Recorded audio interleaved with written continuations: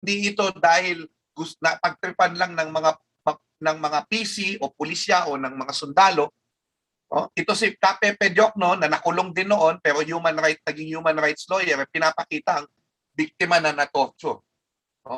At makikita rin natin na sa Amnesty International, 3,240 daw ang pinatay, 34,000 ang nagdanas ng torture. Pero napakahirap na talagang bilangin kung gaano karami sapagkat yung iba hindi naman dokumentado. So, hindi natin masigurado. Pero alam natin libo-libo ang biktima at 10,000 po yung verified na may mga claims at nabayaran po ang marami sa kanila bilang hindi dahil sa pera kundi dahil sa pagbibigay ng recognition doon sa nangyari sa kanila. At alam natin na sistematiko yung naging pag-torture, iba-ibang klase ng pag-torture na hindi dapat ibigay sa kahit na sinong tao, pangunguriente, water cure, pagpapainom ng tubig at pagsipa pagkatapos sa tiyan, at marami pang ibang mga makahayop na mga pagtrato.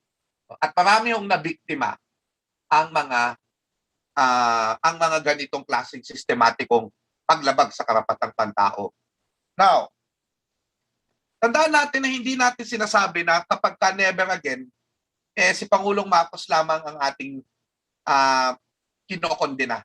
Basta't may human rights violations, kokondenahin natin sa kahit anong administrasyon. At sinasabi natin hindi natapos sa panahon ni Pangulong Marcos ang mga paglabag sa karapatang pantao. Hindi rin natapos sa panahon ni Pangulong Marcos ang plunder. Baka dumami pa nga ang nagplunder. Bakit? Kasi hindi na parusahan ang mga nagplunder sa atin nung una. Kaya may pagkadismaya ang bayan sa ating sa nangyari sa atin. Kaya parang gustong magbalik sa strongman rule. Pero strong leadership ba means autocratic leadership? Sana makita ninyo na kung walang checks and balances, walang kongreso, sinarang kongreso, walang pre-press na titingin sa mga katiwalian, may abuso talagang mangyayari. Kaya po, sana po ay maging matapang tayong lahat na harapin ang katotohanan, ang pains, ang mga sakit ng ating kasaysayan, hindi lang sa panahon ng batas militar, kundi sa maraming panahon ng ating kasaysayan. Bakit? Because only when we face our pains in history, kapag hinaharap natin ang mga sakit na idinulot, ay tulad sa love life, pag ikay nasaktan, matututo ka na magkaroon ng mas magandang mga pasya at makatwirang pasya. And so ano bang klaseng pinuno ang ating pagpapasyahan sa susunod na halalan? Hindi ba? Kailangan humanap tayo ng bayani. Pero bayani ba ang nakinabang, ang nagnakaw sa pera ng bayan? Bayani ba ang walang pakikipagkapwa-tao? Yan po ang ating pag-isipan. Dahil hindi lamang po ito tungkol sa pagkokorek ng facts ng kasaysayan. Ito po ay tungkol sa ating kinabukasan at sa pagkatuto natin na hindi na maulit ang mga sakit ng nakaraan. Harapin natin ang sakit para maiwasan natin ang mga sakit ng ating nakaraan. Marami pong salamat at mabuhay ang kalayaan.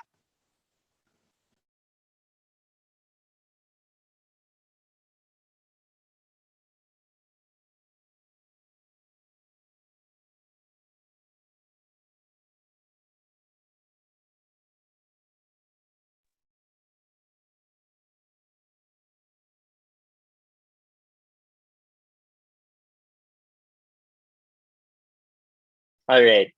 Okay, nahihirapan po ako mag-unmute. Anyway, maraming salamat Prof. Xiao Chua. Ayan, maganda yung nasabi ninyo no, na pag-usapan natin, binalangkas ninyo yung usapin ng pagtawag ng bayani. Kasi parang ang dali-dali na lang tawagin yan ngayon eh. Pero maganda yung katanungang iniwan ninyo, bayani nga ba ang isang taong nagnakaw sa kaban ng bayan? Pero bago ko kayo pakawalan, Professor Xiao, siyempre hindi po kayo makakatakas sa tanong na ito. Kasi bilang isang historian, ano po ba ang inyong pananaw sa mga personalities? For example, ito recent lang, yung isang sikat na host, si Miss Tony Gonzaga, no? Isang napakahusay na host. Pero nagamit niya po yung platform niya para gamit ang card ng neutrality at fairness daw. Okay, so nabigyan ng plataforma yung anak ng diktador para balikan, sariwain yung mga greatest learnings niya from his father. As a historian po, anong pananaw niyo dito? Dahil naniniwala ako sa freedom of speech and expression, dahil yan ang balangkas ng tunay na demokrasya, kinikilala ko ang karapatan ni Tony Gonzaga na itanong ang gusto niyang itanong.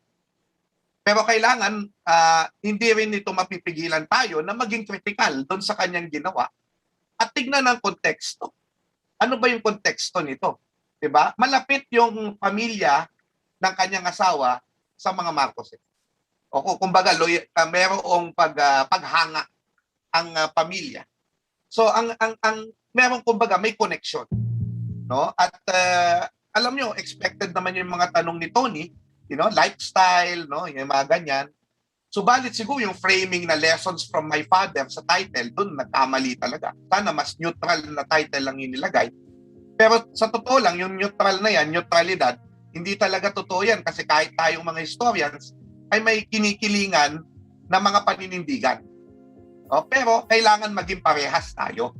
No? So may kinikilingan tayo, si Tony meron, ako meron, ikaw Jules meron, ikaw kumikiling ka sa katotohanan, sa freedom of the press. Ako kumikiling sa human rights at demokrasya. Pero makikita natin na kailangan fair tayo, fair. Di ba parehas? Yes. So sana siguro may ibang other side na ipinakita rin or whatever, no? Pero kailangan aware ang tao na ito yung biases kasi ito yung konteksto. Pangalawa, correct. Nakita natin, Jules, no, na nakakatuwang isipin na may nag-expect pala tayo sa ating mga personalities na mas matinding tawag dito, mas matinding accountability. Ibig sabihin, hindi lang natin sila tinitignan na personalidad na nagpapatawa sa atin. Okay. Parang na paalala sa atin, paalala sa iyo, Jules, kasi influencer ka rin. Napaalala sa akin kasi mayroon din akong boses na meron pala tayong responsibilidad sa ating audience. Diba? Na ipakita rin yung mga pains ng ating kasaysayan.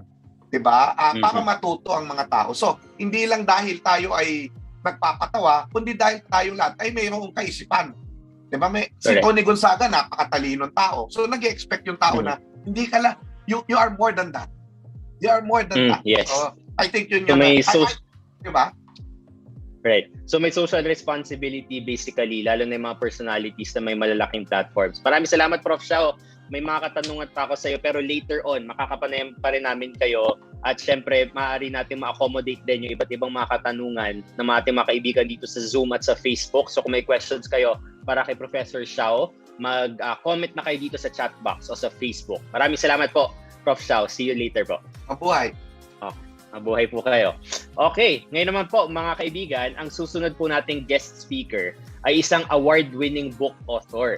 Sinulat niya po ang librong To Suffer Thy Comrades, How the Revolution Decimated Its Own. Isa pong aktivista noong dekada 80 at kasama sa mga lumaban sa diktadurya ni Pangulong Marcos. He is also one of the conveners of the Peace Advocates for Truth, Justice, and Healing. Upang ipaliwanag sa atin kung bakit nga ba tayo patuloy na nasa anino ng ating nakaraan at kung ano ang kinalaman ng transitional justice. Ano nga ba itong transitional justice? At pag-uusapan natin ang usapin na ito, makakasama natin ang transitional justice advocate. Let's welcome Mr. Robert Francis Garcia. Sir Robert, go ahead po. Magandang hapon sa lahat. Salamat, Jules, at salamat din, Xiao. Bago ko simulan, ay gusto ko lang sabihin sa lahat na i-deliver ko yung talk ko sa lingwaheng Ingles. No? Ang dahilan yan, dahil baka may mga tao sa ibang bansa na gustong makinig sa mga ginagawa natin dito sa Pilipinas o gustong tumulong sa atin. Kaya yun ang napili kong lingwahe.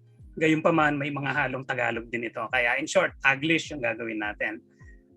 First of all, I would like to thank the organizers of this festival, TFDP, JPICC, AMRSP, PARA, Dakila through its active Vista Center for involving me in this exercise of looking back into our recent history.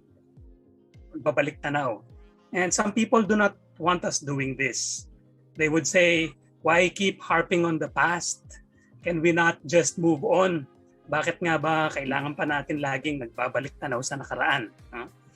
One reason is obvious and an oft-repeated saying that was beautifully put by philosopher George Santayana. No? Sabi niya, those who forget the past are doomed to repeat it. The danger of falling back to the sins of the past, we actually see this already happening now. Nangyayari na talaga ito, bumabalik. As the title of this program aptly puts it, we are living in the shadow of the past. Another reason is that there are forces that are vigorously pursuing a well-funded campaign to manipulate and distort the reading of history. They are the forces who put up the dictatorship themselves in the first place, in favor of those who benefited from this very dictatorship, as elaborated eloquently by Xiao earlier. Kaya yung mga nagtayo nung tumulong sa pagtayo ng dictatorship, sila rin ang may interest na i-sanitize ito, ika nga. Before going to my main topic, let me just say a bit more about this historical whitewashing. Just this weekend, my daughter's friend was in our house to join a small private dinner. It happens to be my daughter's birthday yesterday, September 20. And meanwhile, my son's birthday is tomorrow, September 22. Don't ask me how, but apparently the date September 21 was avoided by the family. But I digress. My daughter's friend was telling us about her classmate, an avid and rabid Marcos supporter, declaring that Marcos was in fact the best president our country ever had. I wasn't really surprised. That sentiment is somehow all over social media, especially recently. Remember, it's a well-funded historical revision campaign. Most of us heard the same from Marcos's son, Bongbong himself, just recently, na pag-uusapan nga kanina in that infamous Tony Gonzaga interview. Sabi ni Bongbong, I am the son of the longest-lasting president who brought the Philippines into the modern world. Talagang iniyabang niya, no? And I do not know how anyone can be proud that his father kept himself in power the longest. At least he wasn't proud of the fact that they were eventually forced out of the palace. We often hear or read preposterous arguments to back up the best president claim. Kesyo, katulad ng mga nabanggit na kanina, maraming naitayong infrastructure, mas disiplinado mga Pinoy noon, mura ang bilihin, and so forth. And on Marcos's human rights violations, they say tuloy-tuloy pa rin naman ang patayan after Marcos. In fact, hanggang ngayon. Actually, I won't dispute that. No? The killings did continue and has gotten really bad under the present administration. In fact, let me say at the outset that the problems we have now are the result of our inability to undo the many aspects of Marcos governance. And these continue to haunt us to this day. Kumbaga sa bahay, hindi natin natanggal lahat ng anay. No? And the termites that we were not able to remove were able to populate anew, and now slowly, insidiously, we are seeing a renewed infestation. Our current society and state of governance have practically become, in many ways, a Marcosian reinfestation. Parang pagbabalik ng anino o multo ni Marcos in the persona of Duterte. But I'm getting ahead of my story. I was asked to talk about transitional justice. Baka alien ang termino na ito sa iba, no? And I'm still grappling with how to discuss it without being too academic. So I'll just try to be more descriptive and use a little PowerPoint. So mag-share screen lang ako saglit. And let's hope this works. And let's hope that technology cooperates with us. So nakikita ba yung ano? Kita naman, ano?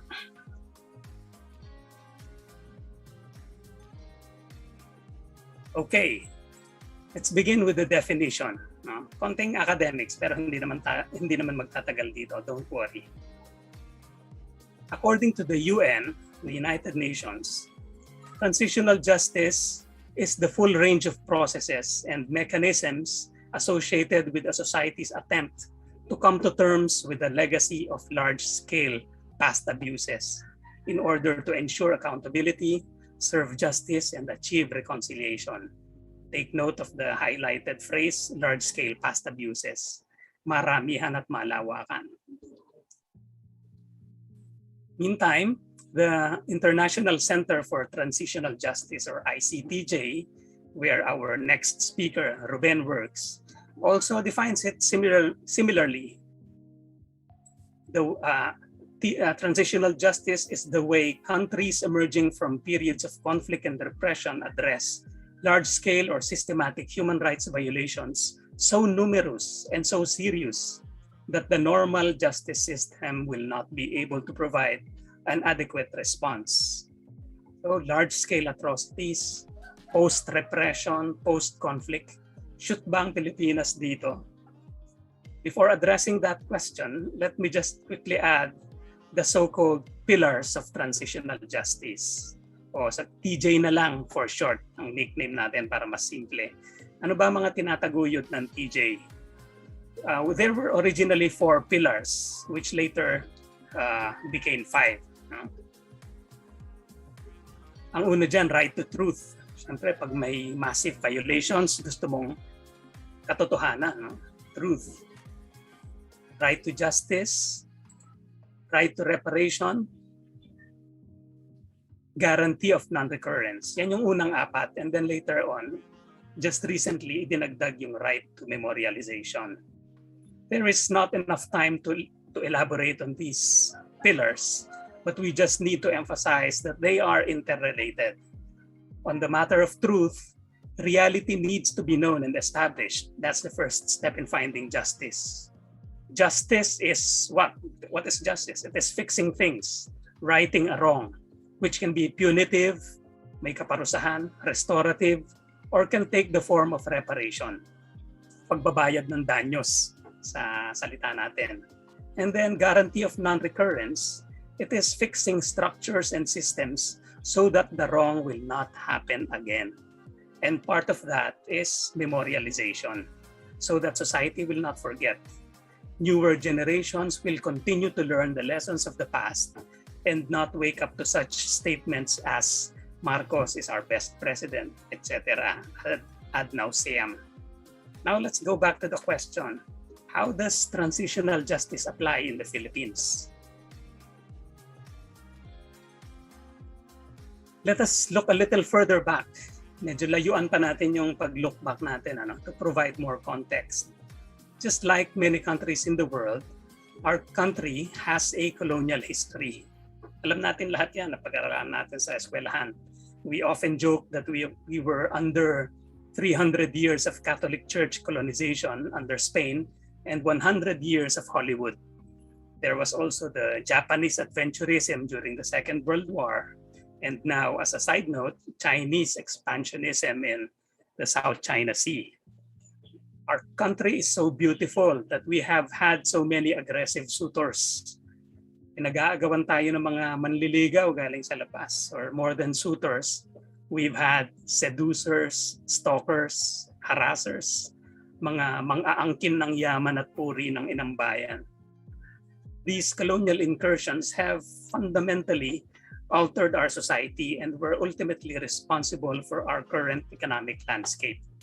And kung ano yung ekonomiya natin ngayon, kung itong architecture niya, largely as a result of that colonial legacy. With its huge wealth disparity, mass poverty, lack of industrial development, and oligarchic control over politics and economy. The colonialists left with us a mixed bag, actually. While they may have brought some kind of modernity in the Western mode, they have also left behind an unfortunate legacy, the politics of rent-seeking and patronage, where economic and political interests coincide, a perfect recipe for corruption. Yan ang sistemang masasabi nating dinatnan ni Marcos.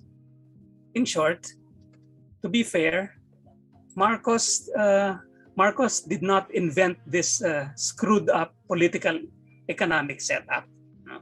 But he thrived in it and brought it to new heights. His governance was rent-seeking, patronage politics on steroids, and he had to maintain this by brute force through complete control of all branches of government, especially the military. As we know, we have suffered the brutal authoritarian rule under martial law for 14 years, during which there was economic stagnation, widespread repression, and corruption, so mind-boggling that Marcos was listed in the Guinness Book of World Records as having committed the biggest theft of government treasury. So, meron na tayong Guinness record, maliban dun sa mga sapatos ni Imelda. And that theft, government theft, is estimated to be between $5 to $10 billion. Hindi ko ma-imagine yung ganong kalaking amount. Marcos embodied the perfect storm of misrule, a dictator cum human rights violator cum kleptocrat. And compounding all these were the armed conflicts. The communist insurgency nationwide and the Muslim self-determination struggle in the South. And we still do. Hanggang ngayon naman, nandyan pa rin yung yung insurgencies na yan. These were among Marcos's main justifications for martial law. Again, as mentioned earlier, the threat posed by the communist and Muslim rebels. And ironically, the effect was the complete opposite. Lalo lang silang lumakas. This gives us with probably a self-evident lesson in governance. Very basic. You step up repression, you fuel rebellion. So that's the backdrop in a nutshell. Philippine State and History 101. Now, in all this, what can be considered the Philippines' moment of transition? Saan ba tayo nag-transition, to which the principle of transitional justice can apply? This would be February 1986, when Marcos was eventually forced to relinquish the power he was holding on for 20 years. And we had the chance to rebuild real democracy, to reboot the system, ika nga, if we can use computer speak, to transform society in the transition to democracy. Kaya yan, nagkaroon tayo ng pagkakataon noong 1986 na ayusin yung mga winasak sa panahon ng diktadura ni Marcos. And masasabi naman natin na to a certain degree, we were successful. There were institutional reforms katulad ng bagong constitution. We had a new constitution with robust human rights provisions, asserted civilian supremacy over the military, check and balance, freed media from government control. And then there were cases filed in a U.S. court against Marcos's criminal acts with 10,000 claimants. Marcos was convicted actually, and the courts ordered the payment of damages to victims amounting to $2 billion. And then, trinay din nating i-recover ang mga ninakaw ni Marcos through the Presidential Commission on Good Government. And may mga na-recover ding amount, 170 billion estimate. No? And then, meron tayong reparations, a reparation program through Republic Act 10368, which created the Human Rights Victims Claims Board and the Human Rights Violations Victims Memorial Commission. Through this law, reparation and recognition were provided to more than 11,000 victims of martial law. And then, ang isa pang ginawa natin ay peace negotiations with rebel groups, which is still, masasabi nating work in progress. Kaya ilan ang mga photos ng transitional justice initiatives in the past. This is reparation, memorialization. Itong building na ito wala pa pero it's in the works, Martial Law Human Rights Museum to be constructed at UP. commemoration of a massacre that happened during martial law in Palimbang in Sultan Kudarat. So mga commemoration. So these are just examples of transitional justice. But masasabi nating hindi enough yung ginawa nating transitional justice. There have been huge gaps. Ano yung mga gaps na yon? Una, lack of punitive action. No perpetrator has been jailed. No? Maaring binayaran natin yung mga nabiktima, pero yung mga responsible for those crimes have not been punished. Lack of lustration. Violators were still able to run in elections and win. Pangatlo, the bulk of Marcos's stolen wealth have not been recovered. And as we see, nagagamit pa rin ngayon to deodorize their image. Armed conflicts unresolved. Tuloy-tuloy pa rin ang giyera. Martial law lessons are lost. They weren't included in the education curriculum. And this partly explains why many Filipinos, including youth, still believe that Marcos' time were the golden years. And then inequality and poverty remain. In short, the post-Marcos Philippines was not exactly a brand new model, but simply a reset to factory settings. We just returned the country to the kind of elite-based democracy we had prior to martial law, but it was not transformative enough, and we have yet to achieve that genuine, progressive, empowering society of our dreams. We're not naman shooting for the moon.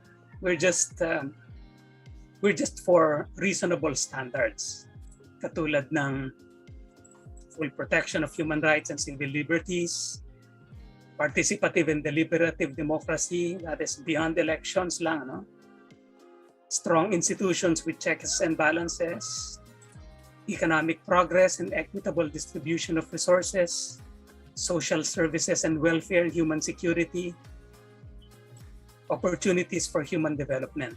So lahat ng yan ang iniisip nating okay na maisama sa lipunang nagbago. Of course, we are not there yet, and based on these yardsticks, we remain deficient. Kapag tinimbang ang lipunan natin, talagang kulang pa. Pero pasulong na sana tayo dyan sa sa mga ingredients na yan that make for a good society.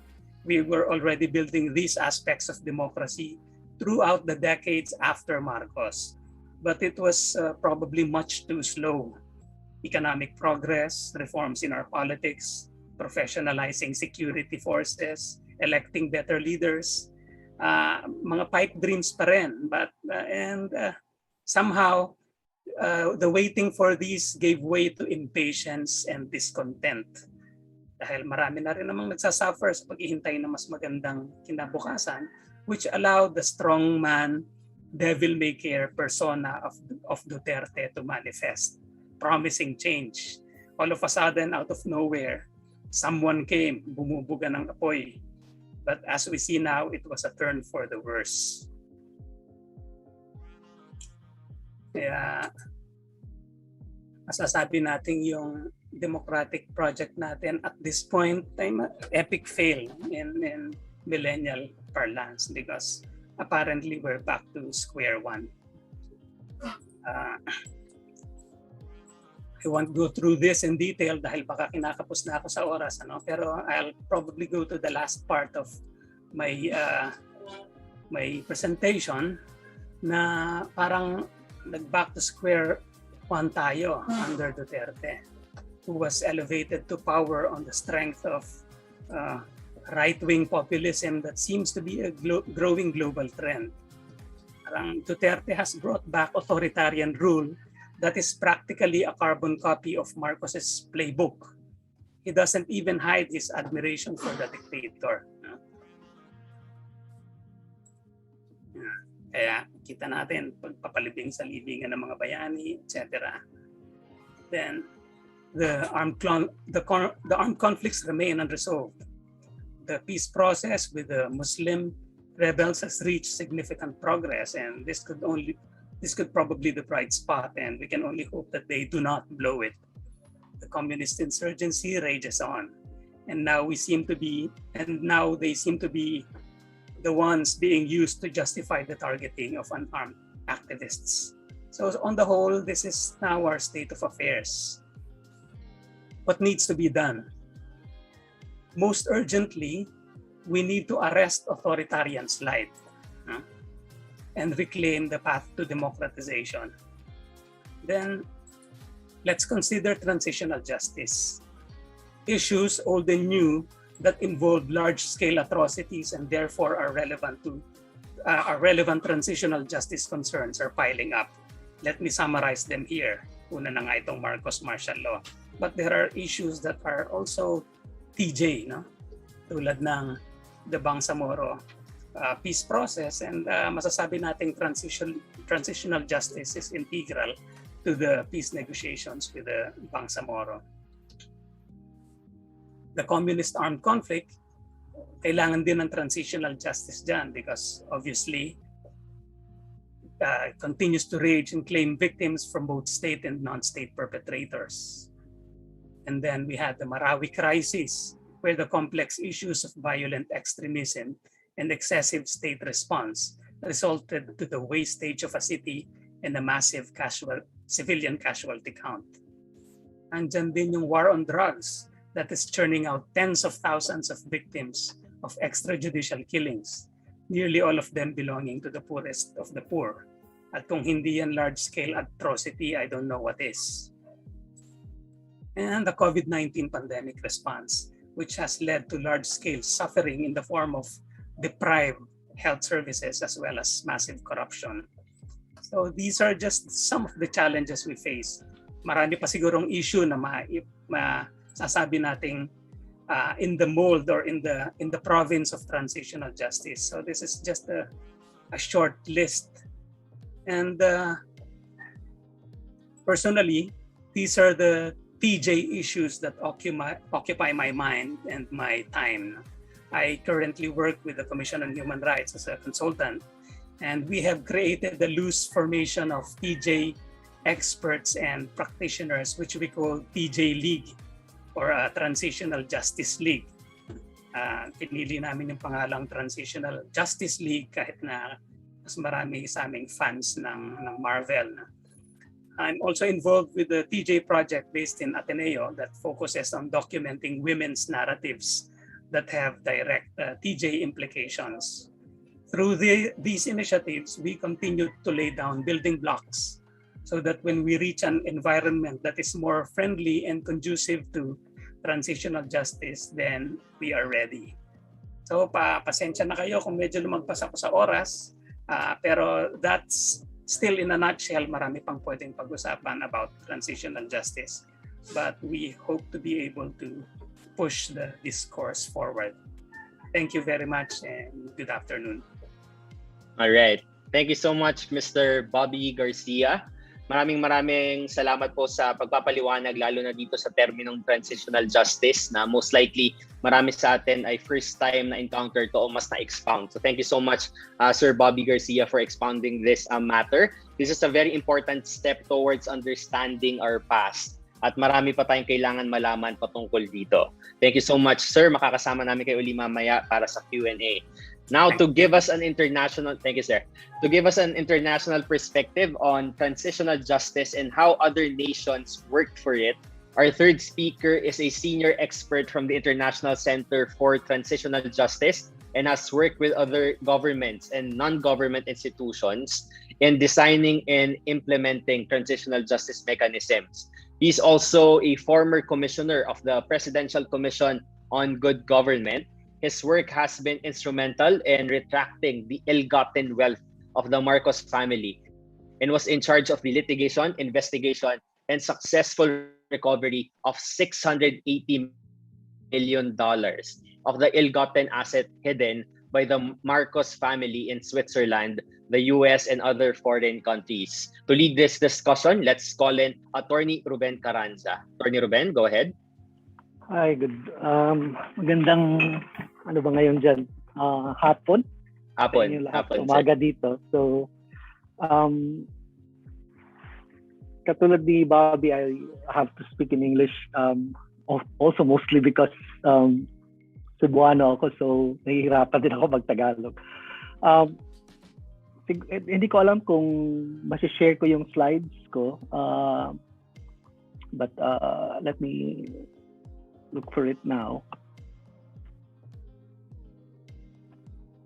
And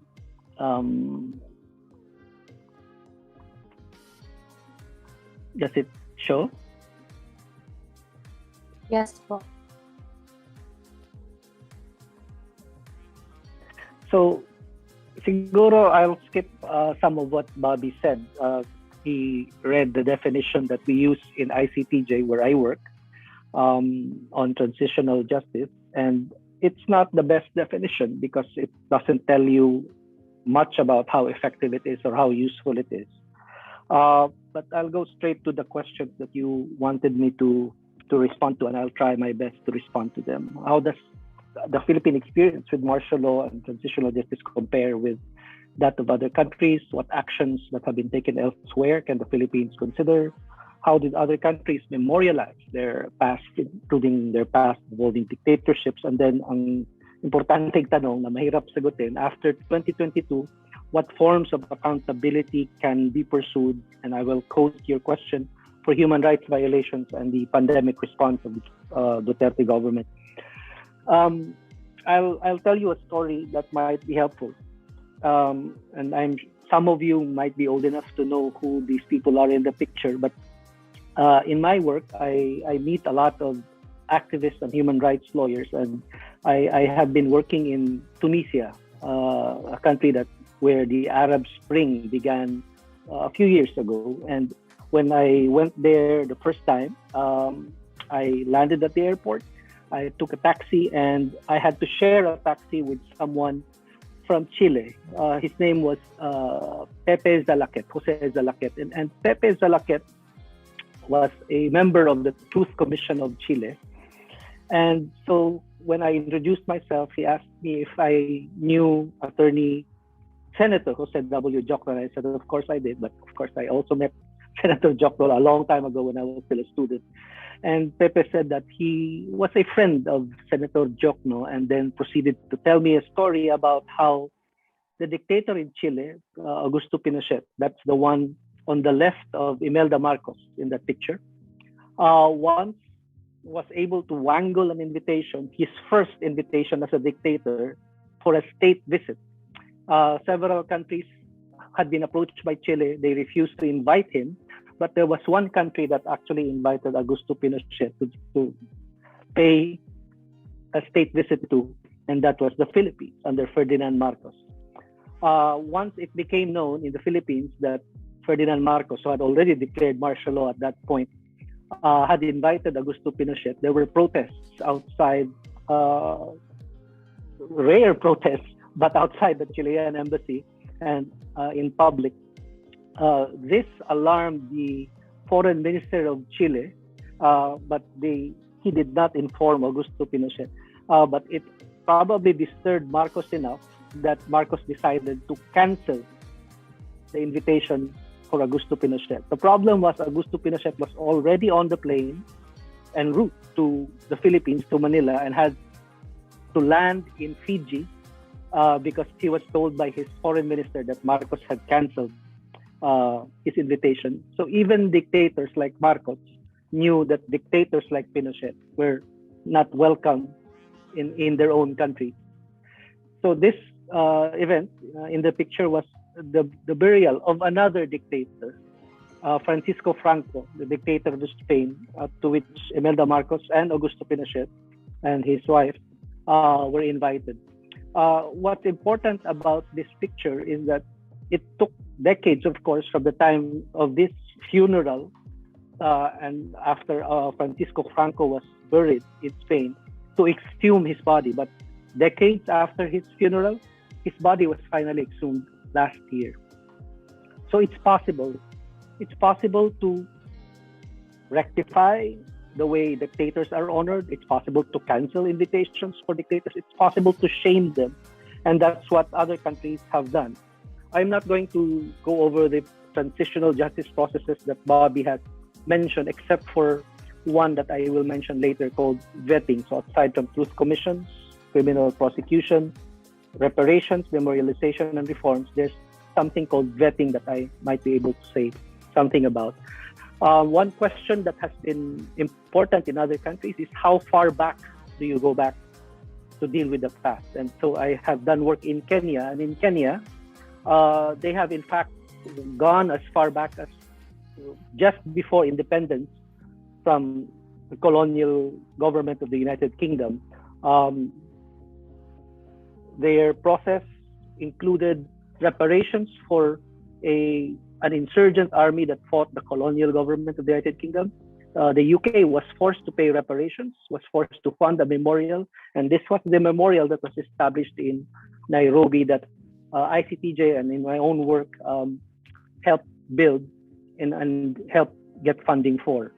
So it can go far back. It can go as far back as colonialization. And in the Philippines, that's not new. The Bangsamoro Transitional Justice and Reconciliation Commission, in fact, covered even a period even prior to colonization from Spain. So there's precedent, and then there's that Philippine example that is important. Memorials are another example of transitional justice, and this is a memorial in Argentina for the more than 30,000 people who were disappeared during the military junta. So it's a wall with their names. And in the Philippines, you have this in the Redemptorist Church in Baclaran. An example, again, countries share examples of memorialization. Countries share examples of how transitional justice can be pursued. And you can see this happen across the global south. Aside from symbolic reparations, you have material reparations. And again, this is an example from the Philippines. And I'll say a little bit about this later, wearing my former PCGG commissioner hat. 200 million was used to fund reparations for over 10,000 victims of the Marcos dictatorship through the reparations law in the Philippines. Now, I actually drafted the very first draft of this reparations law when I was PCGG commissioner. But as some of you know, it took over a decade, and not until the administration of President Benigno Aquino that the law was finally passed and then implemented. Another form of reparations that is material but more than individual is community reparations. And in Peru, in the aftermath of conflict with Maoist rebel groups, they included community reparations that provided electricity, additional schools, healthcare for communities most affected by the conflict in Peru. Now, this is important to consider in the Philippines because I was just told yesterday that there is now a bill pending in the Philippine Congress to provide reparations for communities affected by the conflict in Marawi. So that's one example to consider. Are apologies considered reparations? They are, but they are not always a form of justice. And this is an example of an apology. This is from Cambodia before the Khmer Rouge Tribunal. This is Duke, one of the torturers of the Khmer Rouge, who apologized in the course of a trial. What is important here to consider is that the apology is in the context of being punished. In other words, it's not an apology that will then reinforce impunity, but it's an apology that is part of a process that led to punishment. On the other hand, this is an example, again, from the same region where the Philippines is. This is Aung San Suu Kyi. In the past, before the latest coup by the military, she had already advocated for forgiveness for the military. And that's a problem that highlights the question of forgiveness, that forgiveness alone and apologies alone cannot constitute justice. Now, truth commissions have been established and are always known as one example of transitional justice. They are temporary bodies. And their purpose is not so much to lead to prosecution as truth-seeking in its own right. And one of the most prominent truth commissions is, of course, the South Africa Truth and Reconciliation Commission, chaired by Bishop Desmond Tutu, the man with the crucifix in the picture. To Bishop Tutu's right is Alyx Moraine. He was vice chairman of the South Africa Truth Commission, and Alyx was in fact the first president of ICTJ where I work. Now, it's important to note that after the South Africa Truth Commission finished its work and published its report, there were expectations of reparation. Some form of reparations, payments of compensation was made, but many other human rights violations were excluded, including economic crimes and corruption in South Africa under apartheid, which prompted some civil society groups in South Africa to set up their own transitional justice mechanism, specifically to address economic crimes committed during and after apartheid. Officially, they were able to push the South African government to then create what is called a state capture commission to examine large-scale corruption post-apartheid in South Africa, and this commission is still going on. I'll add this because I'll say something about this at the end. In South Africa, one of the issues that was never addressed in the Truth Commission, and even now in the economic crimes process, is that the World Bank and the IMF actually supported apartheid and sustained it in South Africa. They were never held to account. They were never found as enablers of apartheid. In Argentina, and Argentina is often used as another example of transitional justice. We know there was a Truth Commission. We know, as you saw earlier, that there have been memorials for the disappeared. What is not known is that Argentina has tried to incorporate corruption committed by the military junta as part of transitional justice. It wasn't always supported by donors, by Western governments, and it was not until decades later that Argentina established an economic crimes unit in its own Ministry of Justice to address the enablers of corruption during the military dictatorship. Businessmen, banks, and others with committing economic crimes have been investigated. So there have been many examples in the global south of countries that combine both examining human rights violations and corruption as part of their transitional justice process. It's important to note that because in the Philippines, while there was a Presidential Commission on Human Rights established right after the Marcos dictatorship, it was dissolved after its commissioners, including its chairman, Senator Jokno, as well as its commissioner, my commissioner in the PCGG, Heidi Yorak, resigned in the aftermath of the Mindiola massacre. So what was left in the Philippines was the PCGG, while the PCHR was dissolved. In the meantime, in other countries, in Chad, the Truth Commission covered both corruption and human rights violations. In South Korea, you had corruption investigation as well as trials for corruption of former dictators in South Korea. So you can see the trajectory in other countries versus the trajectory in the Philippines. This is the example in Chad. Itsine Habre, who just died a few months ago, was finally convicted a few years after this Truth Commission report was published. In the Philippines, like I said, you had the PCGG continuing even as the Presidential Commission of Human Rights had closed. And that's where I think Xiao earlier mentioned the recovery of 680 million in Marcos' ill-gotten wealth from Switzerland. I was involved because I was in charge of litigating those cases in the Philippine Supreme Court and in the Sandigan Bayan, and then investigating the same case in Switzerland.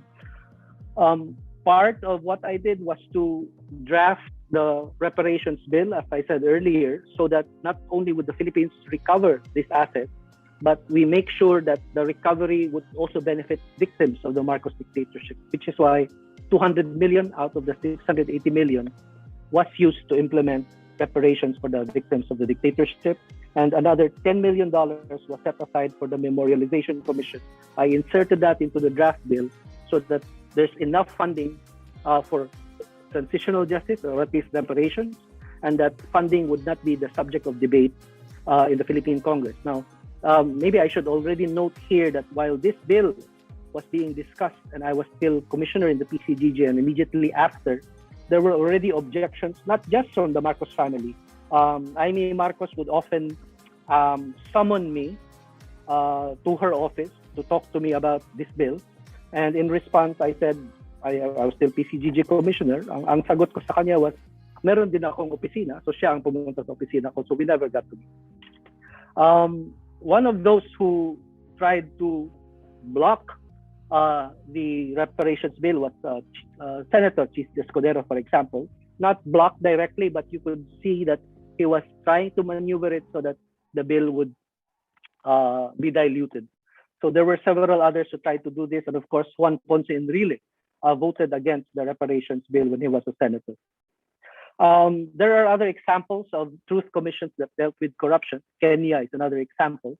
But let's go directly now to Tunisia, where the Arab Spring happened.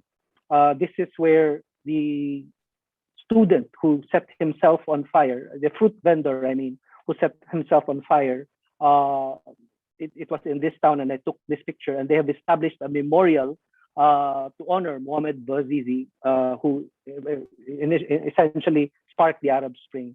And in Tunisia, they had established a Truth and Dignity Commission that covered both human rights violations and corruption, as well as the phenomenon of marginalization of poor regions in the country. And this is an important development in transitional justice, because now you have a more coherent and a more direct approach, not just to corruption, not just to human rights violations, but to economic and social rights violations during a dictatorship. And in Tunisia, this is important again. The World Bank knew that it was supporting and enabling the dictatorship, including its corruption, including its human rights violations. Another form of transitional justice is, of course, trials and punishment in courts, but it's important to consider vetting of public officials.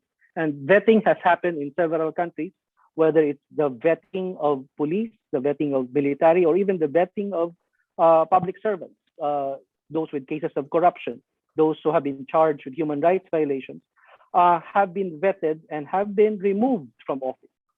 There are, of course, questions about due process, questions of law around the process of identifying and removing, but it's important to consider that in the Philippines, there were attempts at vetting, but they were then challenged.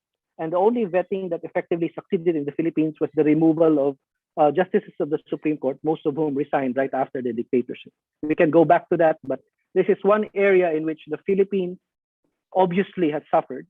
You have the Marcoses returning to public office. You have Marcos cronies returning to public office, and you have several other officials linked to human rights violations, including torturers who become senators and now running for president in the Philippines. Prosecution is, of course, can be domestic and can be international. And of course, you have there my classmate who, when he was still a congressman, was already spokesperson of Rodrigo Duterte even then. It can be international, and as we can now see at the ICC, you have crimes against humanity cases that can be pursued involving not just armed conflict crimes against humanity, but even drug war crimes against humanity. And that's an important contribution by the Philippines, because in the past, in Mexico, for example, that option of investigating drug war violence in Mexico was rejected by the former prosecutor, not Fatu Bensouda, but Luis Moreno Ocampo. Just a couple more slides, and then I'll end.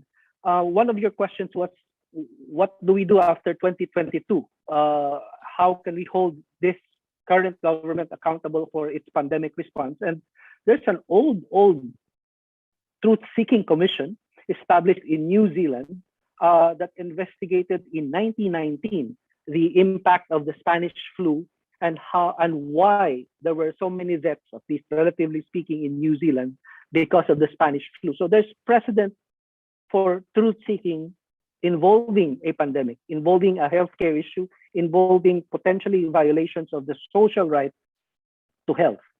And it's possible to address violations of economic and social rights to healthcare, to the pandemic response, to corruption happening during the pandemic, and memorialize their victims. And this is an example from Peru, where they put up photos of those who have died. Peru has one of the largest fatalities in Latin America from the pandemic. So what can be done? And this is just, bullet points. These are not all that I can suggest. These are things that I came up with in the course of thinking about your question. The Philippine reparations law can be extended to cover victims of the war on drugs, for example.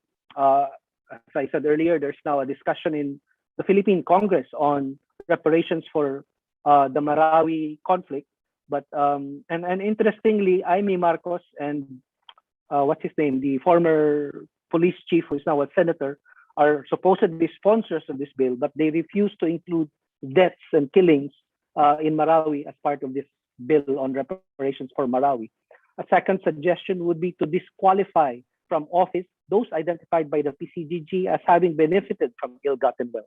I, in fact, wrote a few years ago for the 2016 elections, I wrote to a COMELEC commissioner who's a friend of mine to see whether this was possible, given that the PCGG law, Executive Order number 1, actually identifies the Marcos family as having committed corruption. In other words, there's a legislative finding.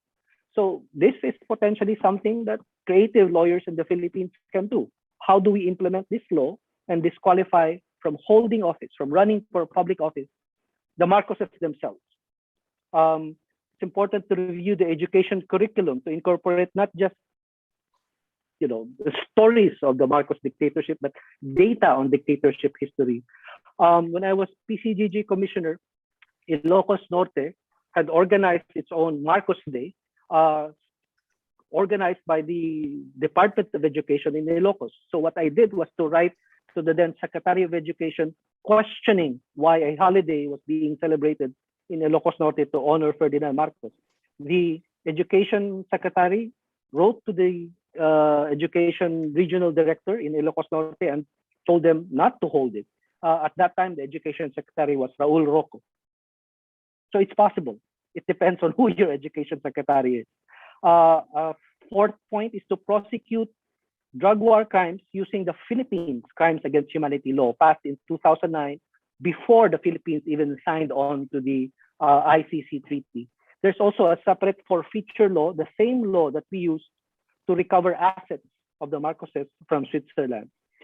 Finally, it's important to think again about setting up a truth commission, but this time that includes economic enablers of the dictatorship, and not just of the dictatorship, but perhaps even of the current administration. So cronies should be investigated through a truth-seeking process, not just through prosecution, not just through asset recovery. The World Bank that lent money to the Marcoses, to the Marcos dictatorship, should be investigated. Corporations and foreign governments that enabled the dictatorship, including through supplying of weapons or to recognizing their fraudulent elections, should be subject to truth-seeking. So many other steps can be taken, and I think those can be taken using political will. So let me end there, and I think Bobby and I can answer questions. All right. Thank you so Salamat. much, sir. Thank you so much, Attorney Carranza. Mas lalo nating napalalim ang ating pag-intindi kung ano itong transitional justice and how transitional justice initiatives had worked for other countries. Kung meron po kayong mga katanungan on transitional justice for both Mr. Robert Francis Garcia or Attorney Carranza, maaari niyo po itong isulat sa ating chat box. Or kung kayo po ay kasama natin sa Facebook Live, pwede niyo rin po itong ilagay sa ating comment section or sa ating Jamboard. Yung link po dito ay ni-share din po natin sa chat box. Ito po ulit ang link ng ating Jamboard. Kaya po nakikita nyo kung saan nyo pwedeng isulat ang inyong mga tanong or kung meron kayong mga comments sa ating topic. Nakikita ko rin naman na very active ang ating mga viewers dito sa Zoom. So maraming salamat po sa inyo. Babalikan natin sila Attorney Carranza at si Sir Bobby later on for the Q&A. But we move forward. Another very important topic that we have to unpack this afternoon is how we as Filipino people tell our story as a nation. In Filipino storytelling, we have what we call bida and kontrabida. Yan. Isip kayo, sino ba yung mga bida at mga kontrabida usually? In our folklore, sometimes the kontrabida is not an ordinary human being. Sometimes they are monsters. Some bother to hide in their fangs, but others don't. To help us unveil these hidden monsters, we would like to introduce another esteemed speaker. She is a Filipino feminist and award-winning author, a journalist and human rights activist. She was one of the journalists who became a political prisoner during the dictatorship of Ferdinand Marcos. She now resides in the US and is a co-founder of Affirm, a transnational feminist organization. Let's all welcome our next speaker, Ms. Ninotsa Rosca. Ma'am, go ahead po.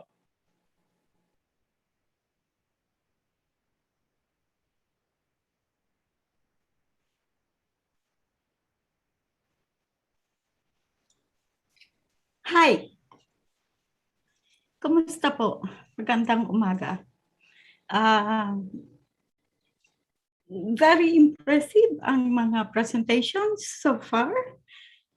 So, magpapasubali ako. Hindi ako academic, hindi ako professor. Ako po ay hamak na manunulat at isang organisador at tibak. Good morning from my time zone.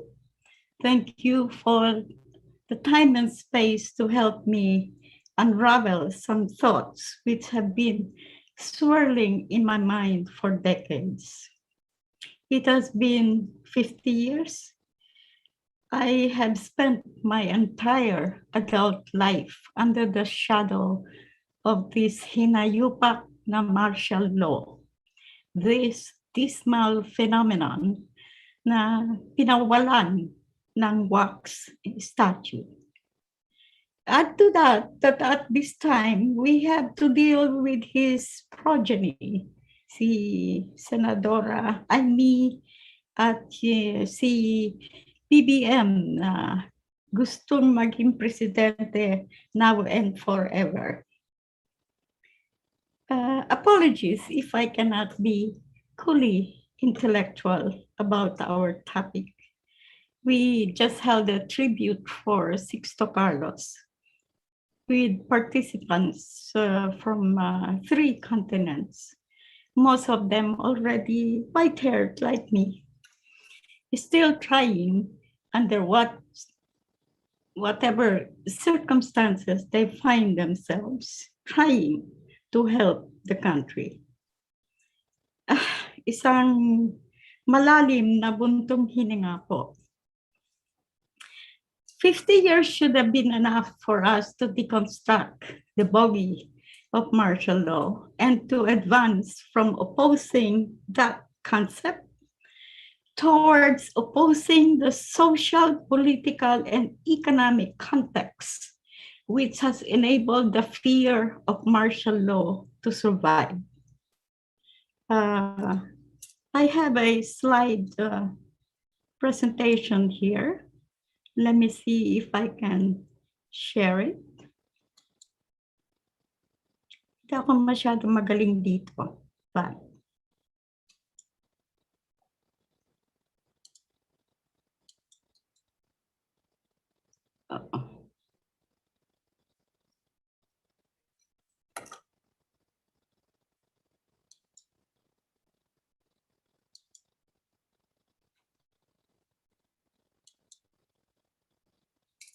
ito po ang title ng aking presentation, Ousting One Man is Not Enough.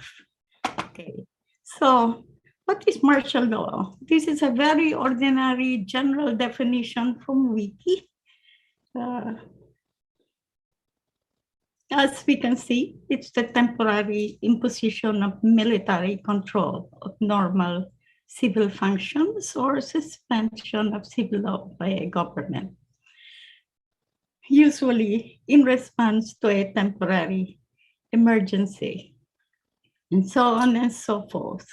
We never quite saw military control, total military control sa paggamit ng martial law ng various presidents.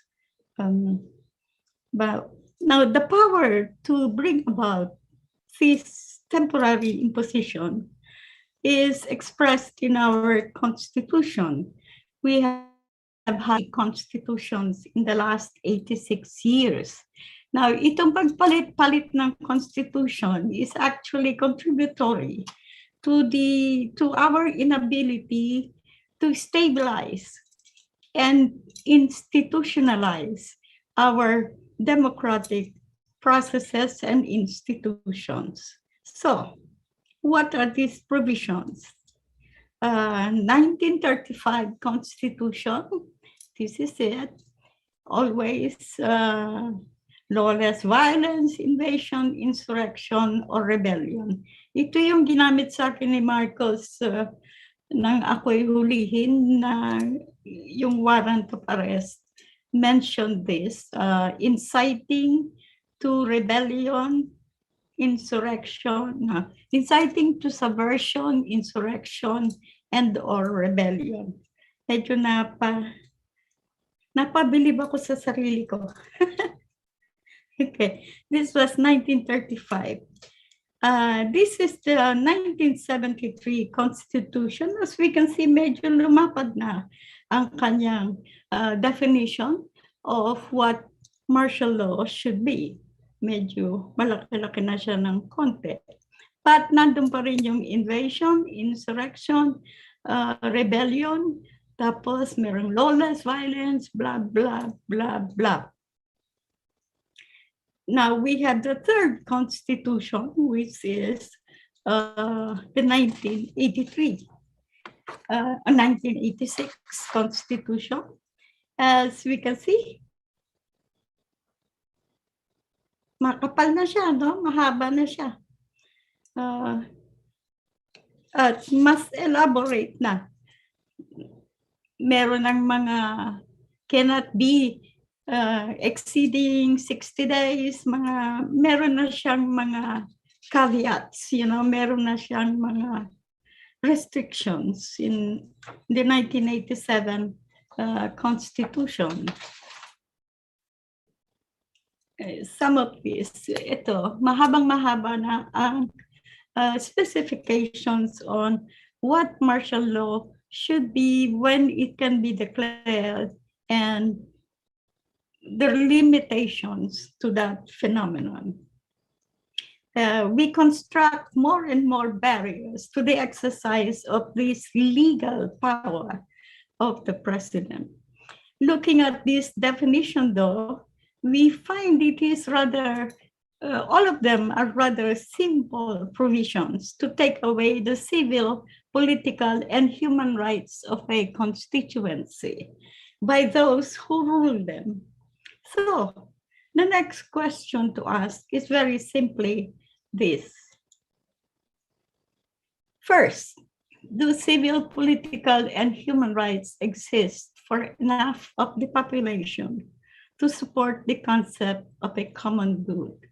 And second, is a formal declaration of martial law necessary to eradicate civil, political, and human rights? Those two concepts. Bilang isang organizer, you have to think in these larger terms, not only in terms of laws, jurisprudence, and constitutional provisions, but in terms of what is the context in which martial law or the provisions for martial law operate. The first one, do we have really a consolidated concept of what is a common good? What is the common good for Filipinos? In other words, what are our national interests? That is the first question. And second, the second question, is it necessary to declare martial law to lose your civil, political, and human rights, to make you lose civil, political, and human rights?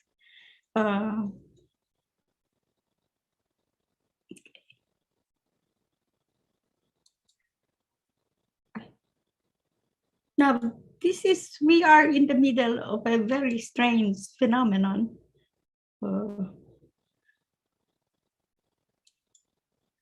A very strange phenomenon called the Formally scandal.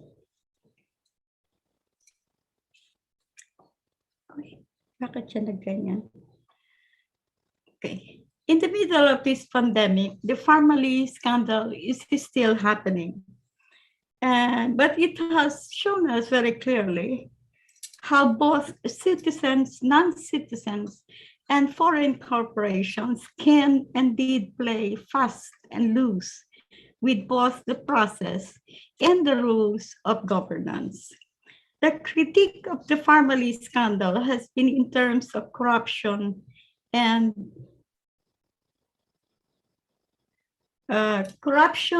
cronyism. I would like to view it as a violation of human rights, the right to health, which is part of the UN Declaration, Convention on Human Rights, one of the 34 provisions. It may seem far-fetched to us now, but it took us women almost 10 years to push the ICC to recognize systematic rape as a war crime.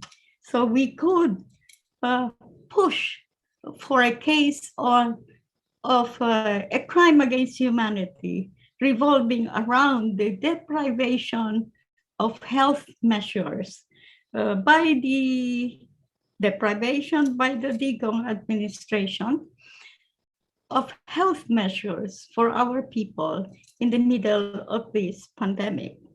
I am sure there would be lawyers who would be willing to try this.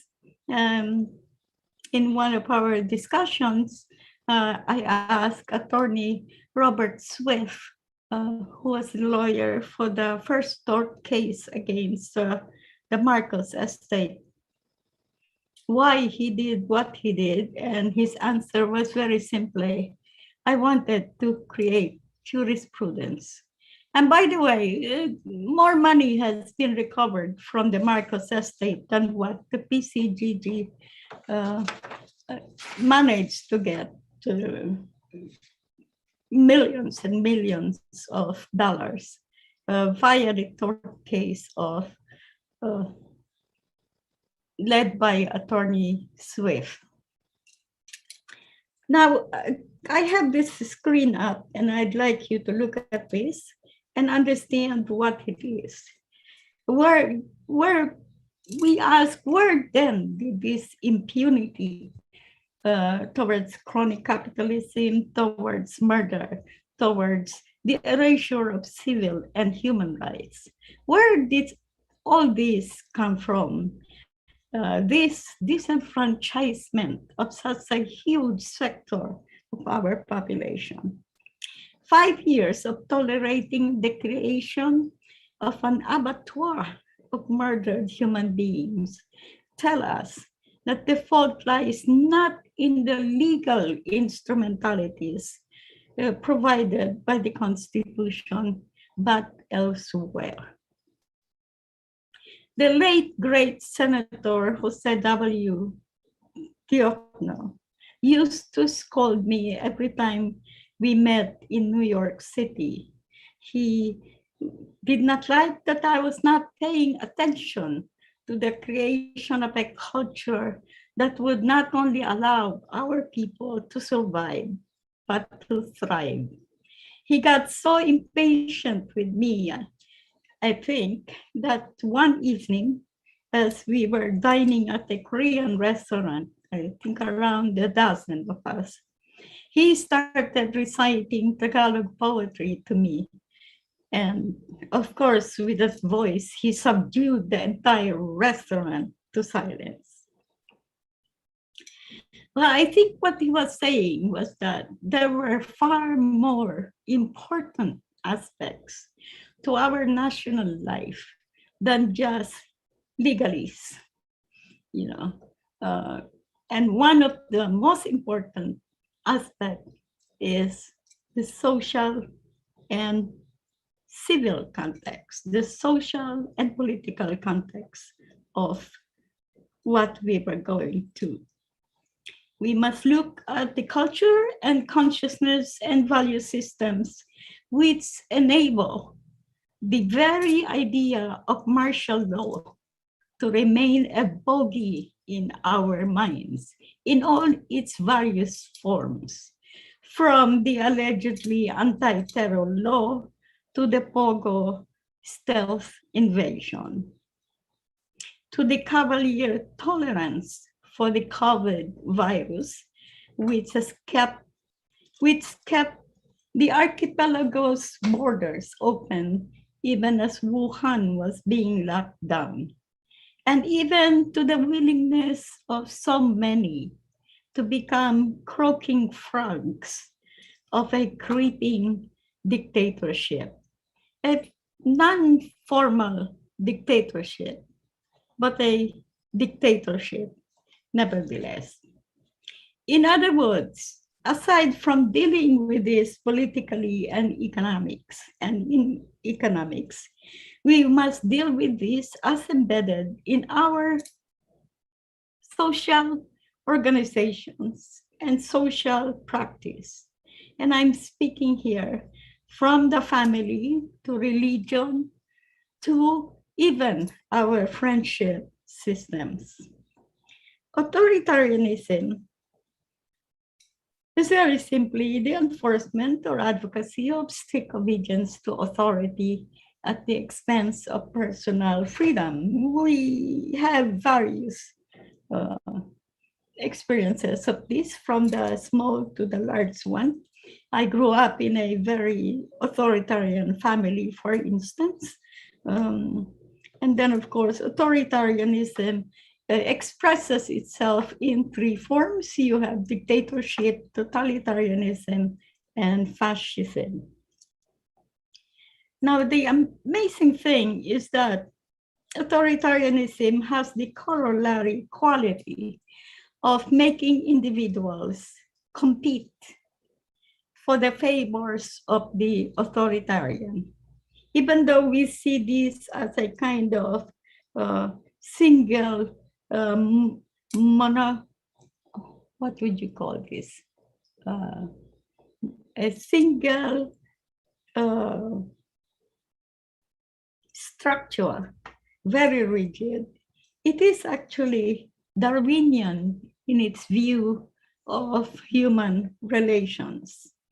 We are very familiar with the words, with the phrase, matira ang matibay. But this is how authoritarianism works. It works against the collective.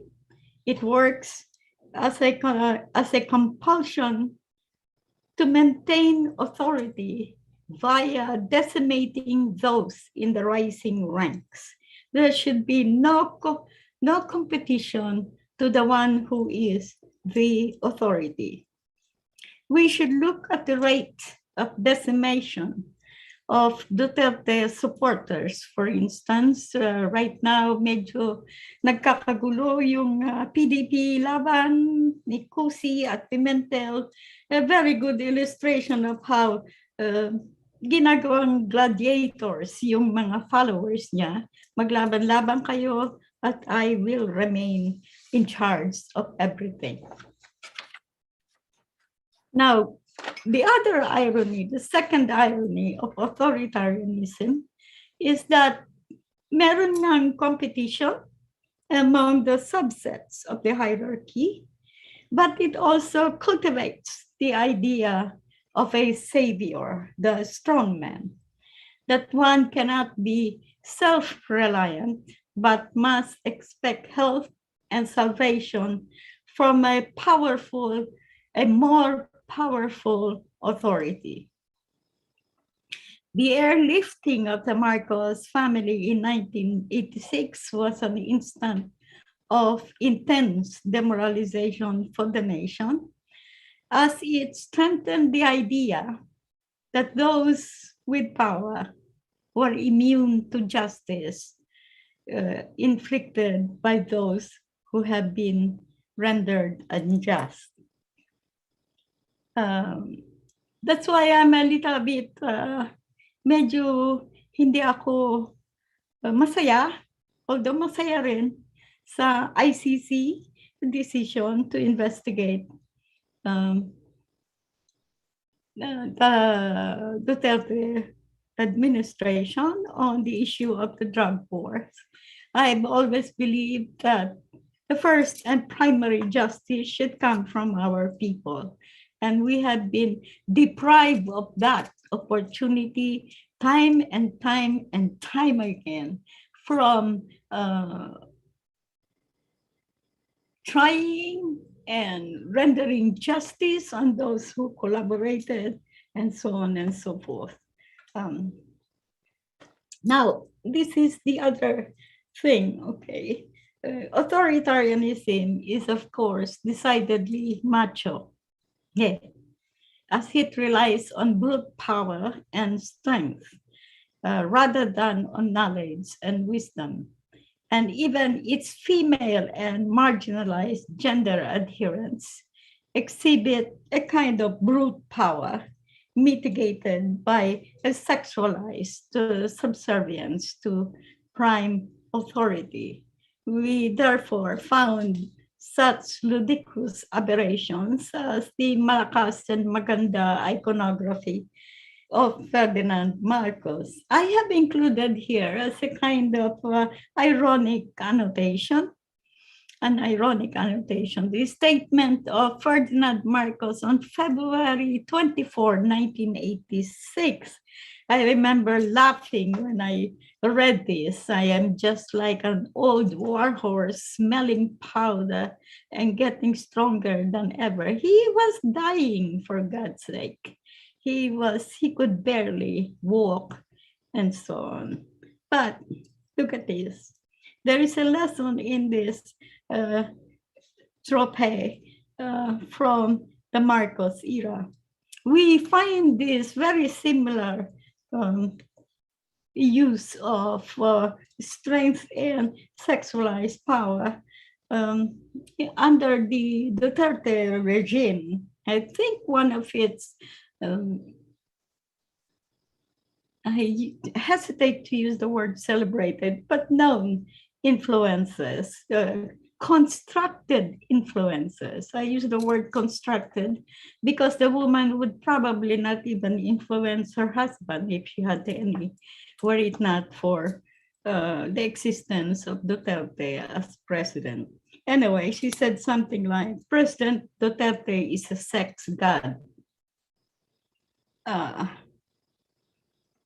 And we have seen pictures of Duterte with various women, kissing them, holding them on his lap, and so on and so forth, and so on. So this sexualized iconography fits in handily with his bevy of what we would call beta males, as opposed to the alpha male, who is, of course, Digo. Then you have the beta males, but they're kind of like either caricatures, cartoons, or feminized. So you have the range from Harry Roque and down to De La Rosa, who is a comic character, I think, and down to, it's a kind of descending ladder of Julalaihood, descending ladder. Ironically, the quintessential feminine icon, well, feminized icon of machohood is shall we say, Christopher Bon Go, Senator and Eternal Julalay of the president. What could be more feminized than this forever love declaration for the president? Ay, may tumawa, nakita ko. Huh. Somebody commented, ha, ha, ha, ha. Okay, now, you must look at this as really examples of a very dangerous trend not only in the Philippines, but globally. Christopher Baum, who is an evolutionary anthropologist, believes that human society is tending more and more towards hierarchy and authoritarianism. This tendency nullifies the first cultural revolution in human history, the first cultural revolution. The establishment of egalitarian hunter and gatherer societies triggered by the female Homo sapiens realization that for the species to survive, first, male violence had to be curbed, and B, competition will have to be minimized in favor of cooperation. I think most anthropologists will tell you that the survival of this species relies so much on cooperation, on collective endeavor. Anyway, this cultural leap was what took human social organizations from the usual primate groupings.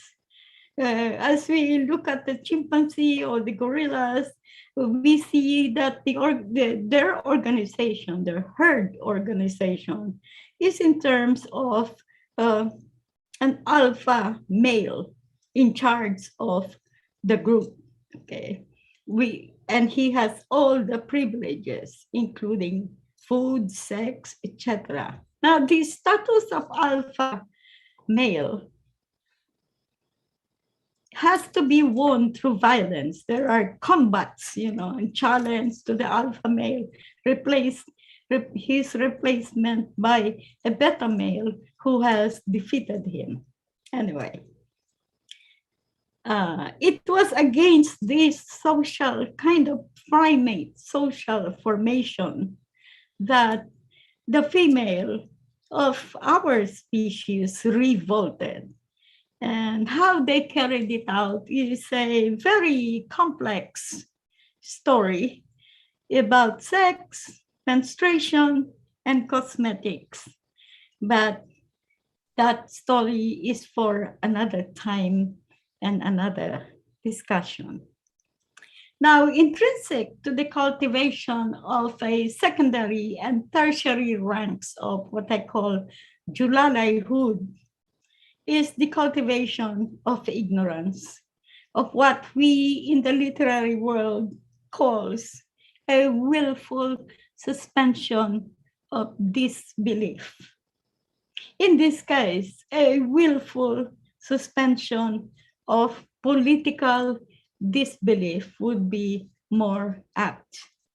Our current chaos of disinformation, fake news, fake charges, trolls, and the accoutrements of propaganda have their roots in the dictators and the dictator's need to create belief in himself, because a dictator is invariably a narcissist.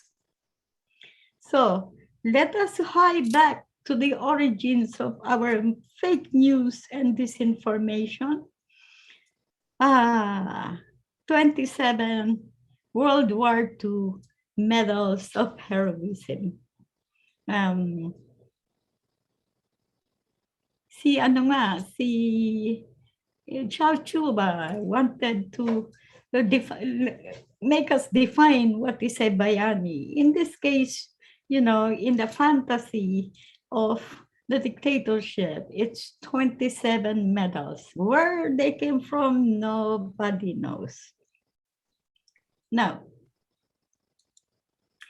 the overthrow of a dictator does not destroy a dictatorship, nor the propensity to turn to the idea in times of acute crisis or stress. One must eradicate the infrastructure of dictatorship. Political infrastructure, yes, but also economic, social, and cultural. What do we mean by the infrastructure of dictatorship? Crony capitalism is one of the most pernicious aspects and one of the most dangerous components of this infrastructure. Note please at this time who have been funding the resurgence of this idea of a dictatorship. The same names who benefited during the Marcos dictatorship economically, they benefited economically, continue to this day, and pour resources into the resurgence of the tyrant, whether it is Duterte or another Marcos. These are not plain businessmen. These are ideologized businessmen who long for lost privileges despite their having so much privilege already.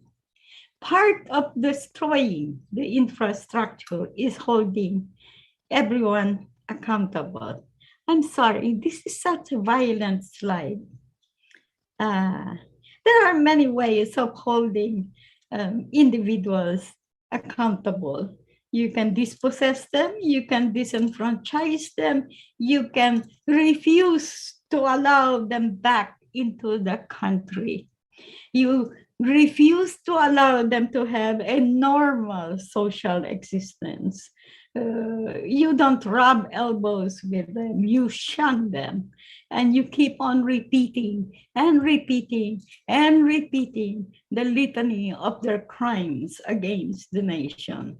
And never, ever, ever think that it is respectful to be wealthy when that wealth has been through crony capitalism.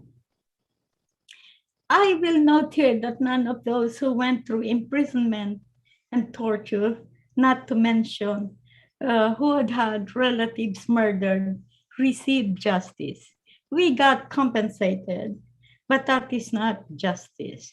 The demoralization of the nation, the instilling of a battered nation syndrome, BNS, these are all traceable to the dictatorship. Not only tolerance, but rewarded these people, these members of the infrastructure of the dictatorship. And some of them we have even rewarded with political power for one act of bravery in a lifetime of subservience. As we have seen, most of them have gravitated back to supporting tyranny. JP is a prime example. I have heard it said, and I should stop. How do I stop sharing screen?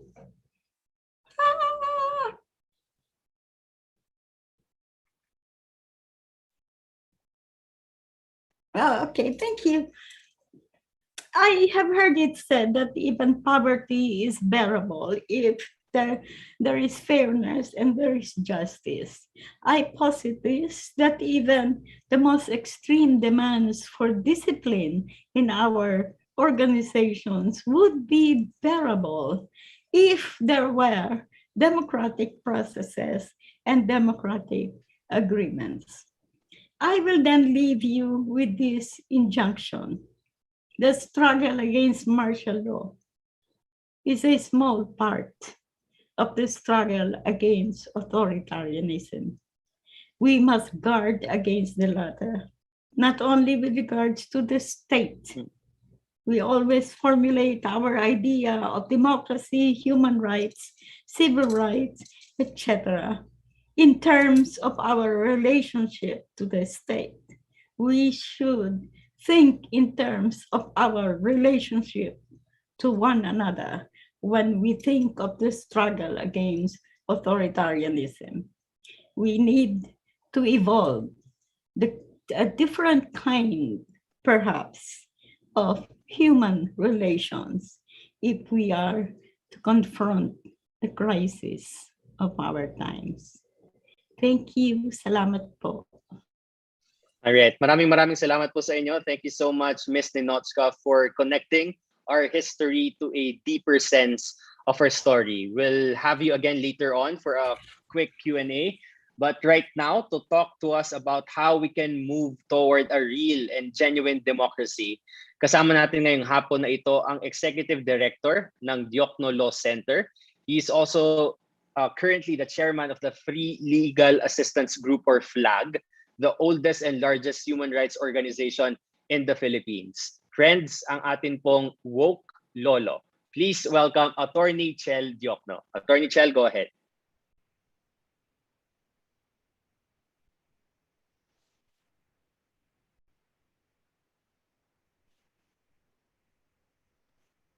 Okay, unmute po natin si Attorney Chel. Ayan, thank you for unmuting me. Magandang hapon sa inyong lahat at alam nyo, kakaiba itong araw na ito. Especially for someone like me dahil yung mga memories ko ng martial law ay bumabalik at talagang sobrang, sabihin na lang natin, may mga bagay na hindi ko makakalimutan hanggang sa huling araw ko dito sa mundo. I remember on September 22, 1972, when my father was first arrested. Alala ko yung araw na yon at actually gabing yon dahil may kumatok na mga sundalo sa aming tahanan. Iniimbitahan nila, yan ang sabi nila sa aking ama, na sumama sa kanila sa military camp. Sabi naman ng aking ama, ito ba isang paanyaya na pwede kong tanggihan? At ang sagot ng colonel ay, sorry po, pero kailangan sumama kayo sa amin.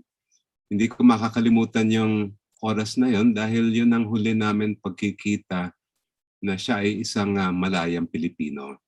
Susunod na 2 taon, siya ay nakakulong na wala naman kaso, walang warrant of arrest, wala man lang dahilan kung bakit siya inilagay sa piitan.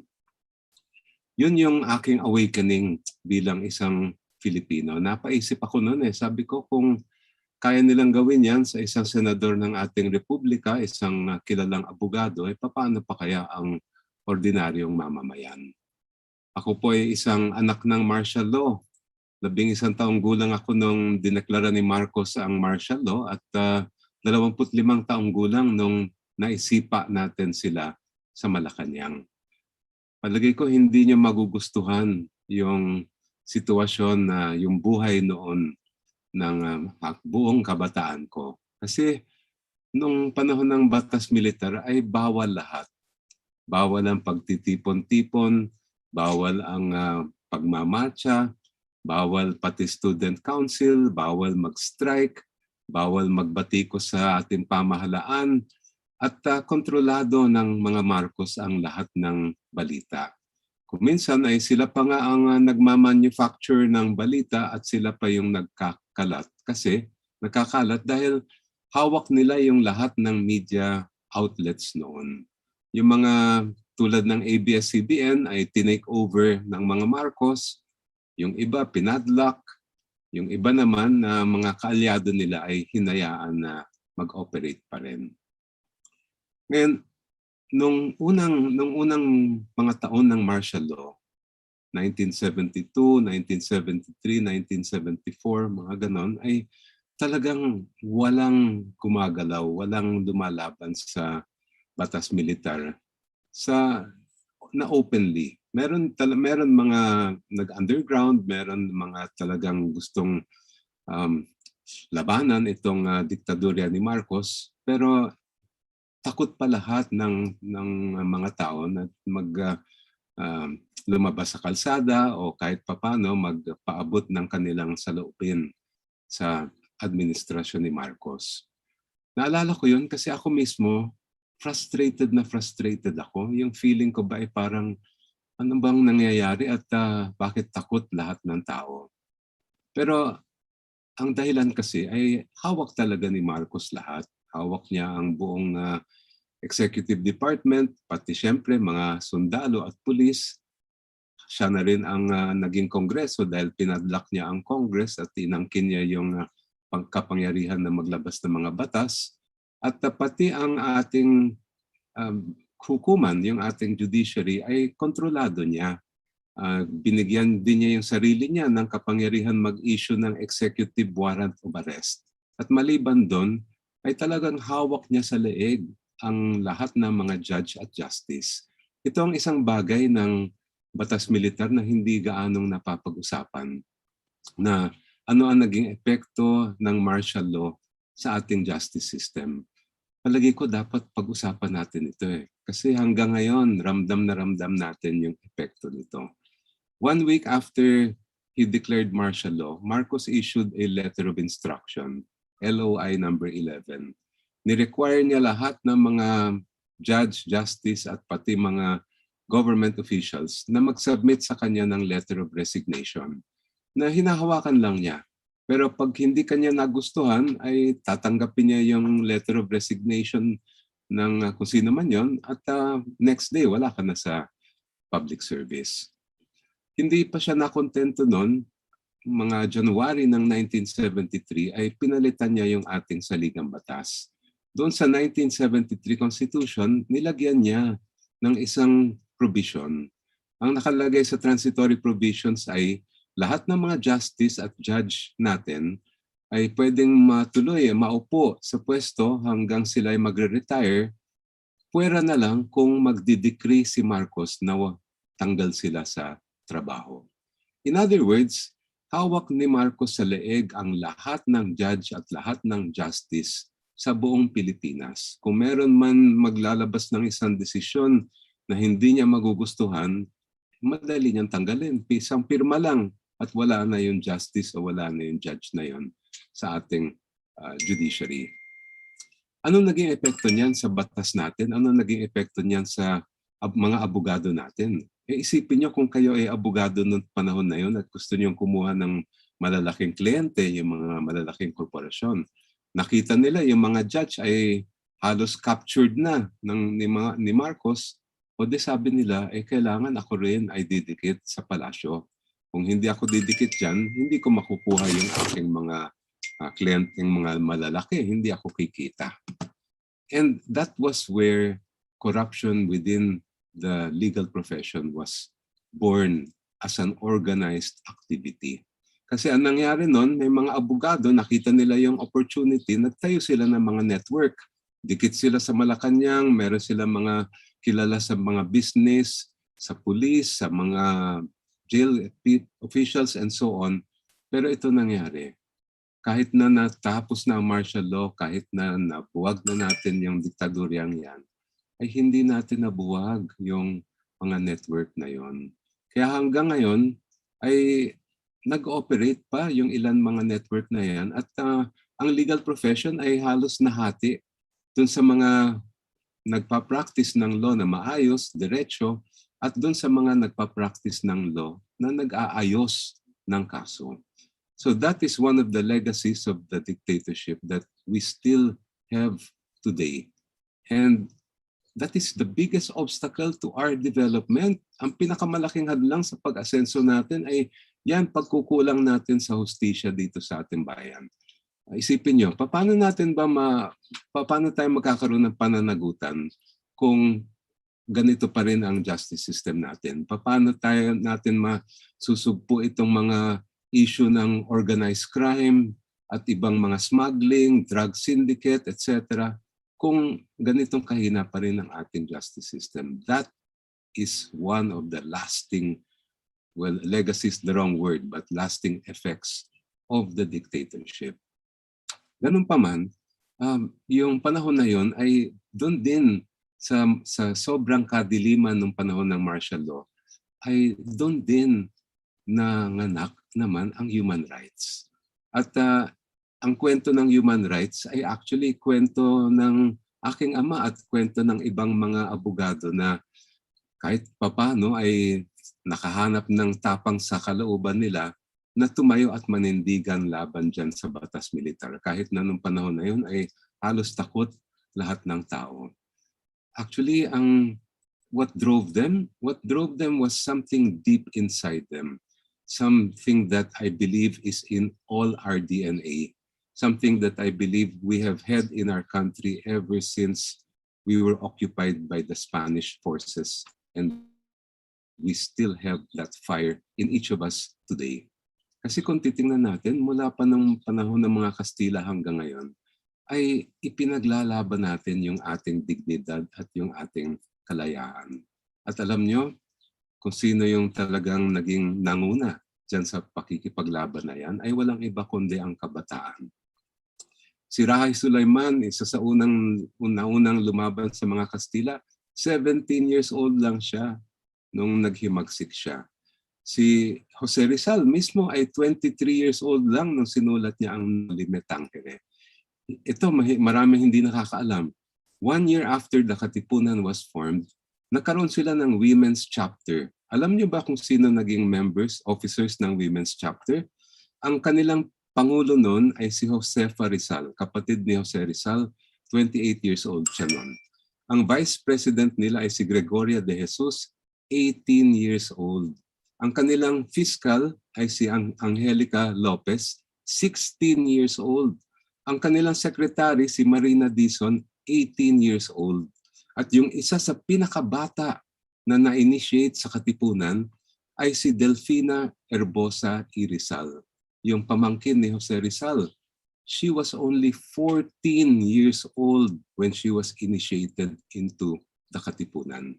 Siya rin yung isa na nanahinang first Philippine flag. At itong balikan natin yung issue ng martial law. Sino ba ang mga lumaban talaga at nanindigan? Sino ba ang mga nagsakripisyo ng kanilang mismong buhay at dugo para sa ating demokrasya, kalayaan at karapatan? Ay walang iba kundi ang mga kabataang Pilipino din. We almost lost a whole generation of the best and the brightest youth of our country to that terrible dictatorship. Paano natin na patanggal sa palasyo ang mga Marcos? Well, unang-una, we had to find the courage and the strength, the fortitude to fight an Iron Man. Kasi talaga naman noon ay hawak niya lahat ng kasundaluhan, lahat ng kapulisan ay talagang boss nila si Marcos. Isipin niyo yon na doon time na yon, libo-libo ang nakulong, libo-libo din ang na-torture, marami rin ang nawala hanggang ngayon hindi pa rin mahanap yung kanilang mga bangkay at yung mga pang-aabuso, yung paglabag ng kanilang karapatang pantao, hindi lang mga individual ang nagiging biktima noon.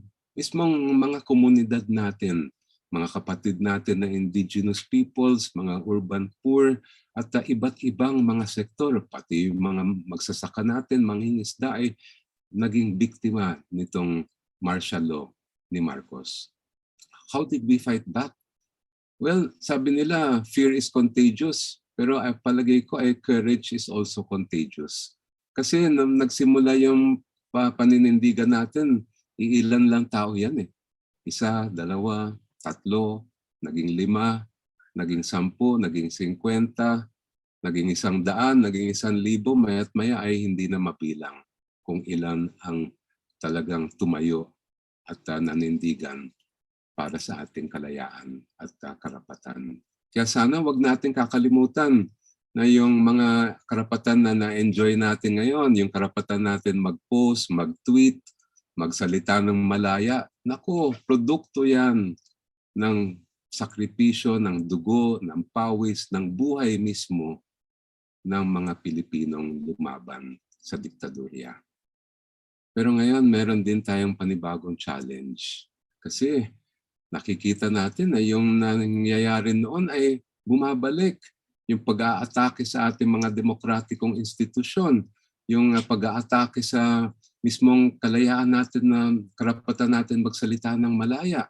Kung maalala ninyo, pati na hindi lang ang ABS-CBN na natanggalan ng franchise, hindi lang ang Rappler at si Maria Ressa ang nakakasuhan, pati ordinaryong netizen ay nakakasuhan na rin sa ilalim nitong administrasyon. May 2 kaming kliyente sa flag. Yung isa ay writer sa Cebu. Ang ginawa lang niya ay nag-post siya sa Facebook, Maya't maya, nandyan ang mga pulis sa kanyang bahay at kinatok siya. Hinuli na walang warrant, sinampahan ng inciting to sedition. May kliyente naman kaming guro dito sa Luzon, nag-tweet. Maya-maya, nandun na NBI sa kanyang pinto. Hinuli rin siya na walang warrant, sinampahan ng inciting to sedition.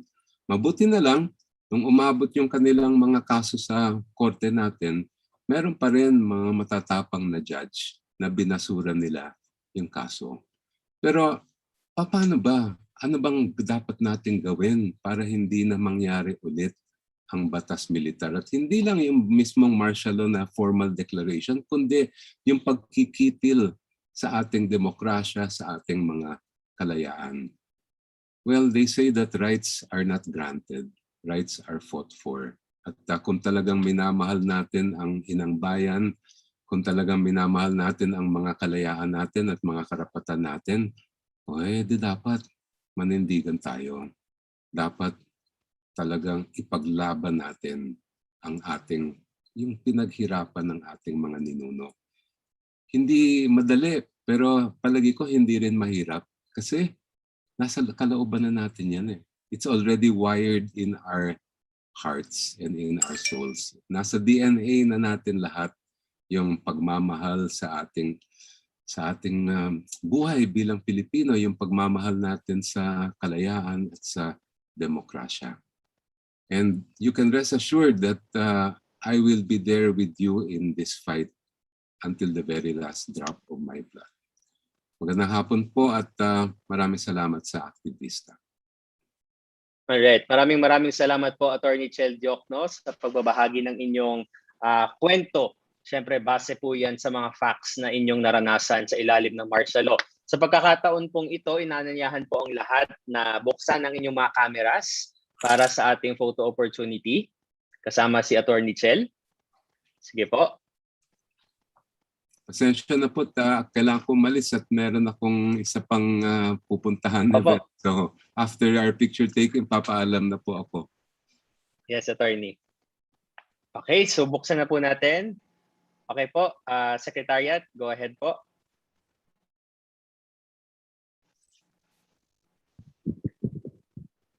Hold lang po ng smile ng mga 5 seconds.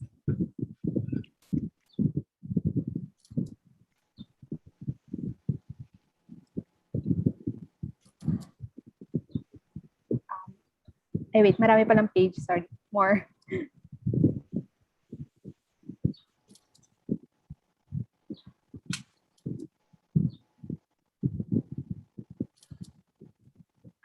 Page 6. Wait lang.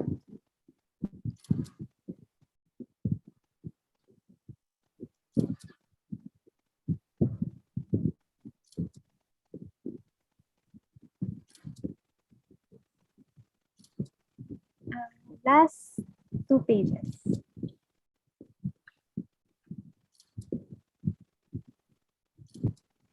Thank you. Alright, bigyan natin ng virtual round of applause si Attorney Chel Diokno. Maraming salamat po. Paalam at maraming salamat. Thank you so much. Ingat po kayo. Alright, ngayon po tuloy tayo sa ating programa. Babalikan natin yung panel natin kanina para sa very quick Q&A. Namili po tayo ng mga questions sa inyong ibinigay dito sa Zoom, sa Facebook at sa ating Jamboard. Unahin na natin ang ating first question ay mula kay Mark Axie Umaya. Medyo tinweak natin to Mark para mas maging generic question siya. Tatanungin natin to kina Professor Xiao at kay Mr. Robert Francis Garcia, kay Sir Bobby. The question is, hindi ba kasalanan ng anak ang kasalanan ng ama? Okay. Sir Xiao, ano po ang pananaw niyo dito?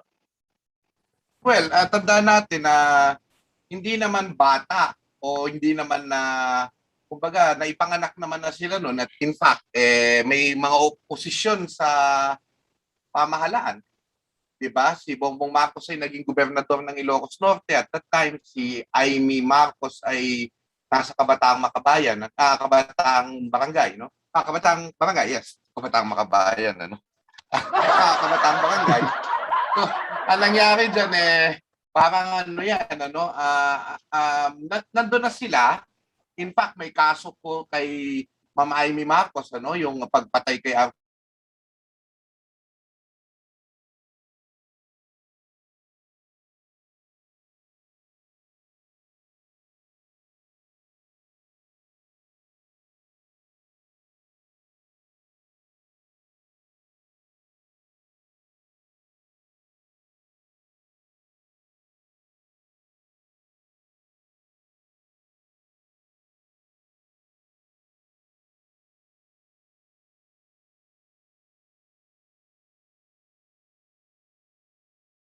mo. Recording in Yung ganong progress. klaseng pamumuno. So, ang sinasabi ko dito ay kaya sila may kinalaman ay sapagkat hindi nila, walang kumbaga walang pag-ako doon sa nangyari doon sa noon. At ibig sabihin noon, kung sakaling sila ay mahalal, di ba, of course, merong secret wish yung iba na, natuto na sila sa nangyari sa tatay nila. Ayaw lang nilang magsalita. Parang gagawin na lang nila. So, tingnan natin, pero again, kung hindi nila yon i-acknowledge, parang inaano nila yon, sinusuportahan nila yung ganun. And again, we do not want. Okay. Thanks, Sir Xiao. Kay Sir Bobby naman po, anong pong pananaw niyo sa tanong na ito? Salamat, Jules. Naipapasa nga ba sa henerasyon yan? Salamat dun sa nagtanong. Hindi naman naiiba yung sagot ko dun sa isinagot na ni Xiao, Kaya sumasang-ayon ako dun sa sinabi niya. At maaring sabihin nating ang pangunahing accountable, syempre, yung gumawa ng kasalanan. Hindi naman natin ibibintang yung buong kasalanan dun sa the rest of the clan, dun sa buong angkan. Kaya siya pa rin ang pangunahing mananagot. Pero tatanong din natin ano ba yung ginawa, halimbawa ng anak with respect to the claims of violation. Halimbawa, si Bongbong, tumulong ba siya doon sa mga biniktima ni Marcos or kasama rin siya doon sa una nagde-deny doon sa krimen, pangalawa ay nag-aalipusta doon sa mga nabiktima. Kaya bakit mga naririnig nating statements over the past several years, minamaliit pa niya yung mga biktima kung ano-anong mga sinasabi niya. Kesyo, pera lang naman ang hanap nyo mga ganyan, masakit sa tenga, parang victimization twice, twice over ang ginagawa nila. Kaya pa rin, bagamat hindi natin maikukulong si Bongbong sa ginawang mga murders ng mga tatay niya, dapat din siyang i-call out. For Amy, that's probably a different case altogether dahil nga, as mentioned by Xiao, talagang convicted din siya dun sa nangyari kay Archimedes Trajano.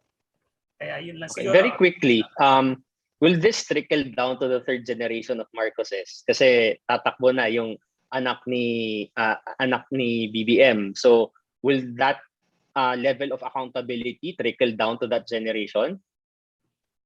Hindi nila maiiwasan siguro yung association na gano'n. Lalo na kung yung mga political positions nila remain the same as those of their parents and grandparents. Ibig sabihin, kung pareho pa rin ang political stand nila, ang kanilang political narrative at mga napanindigan, edi pa rin sila. Yung association pa rin nila would remain with the fascist dictatorship. Jules, Okay. mabilisan lang. Ang ganda nitong sinabi ni Jose Santos. The sins of the father, not the sins of the son, but the wealth of the father is inherited by the children.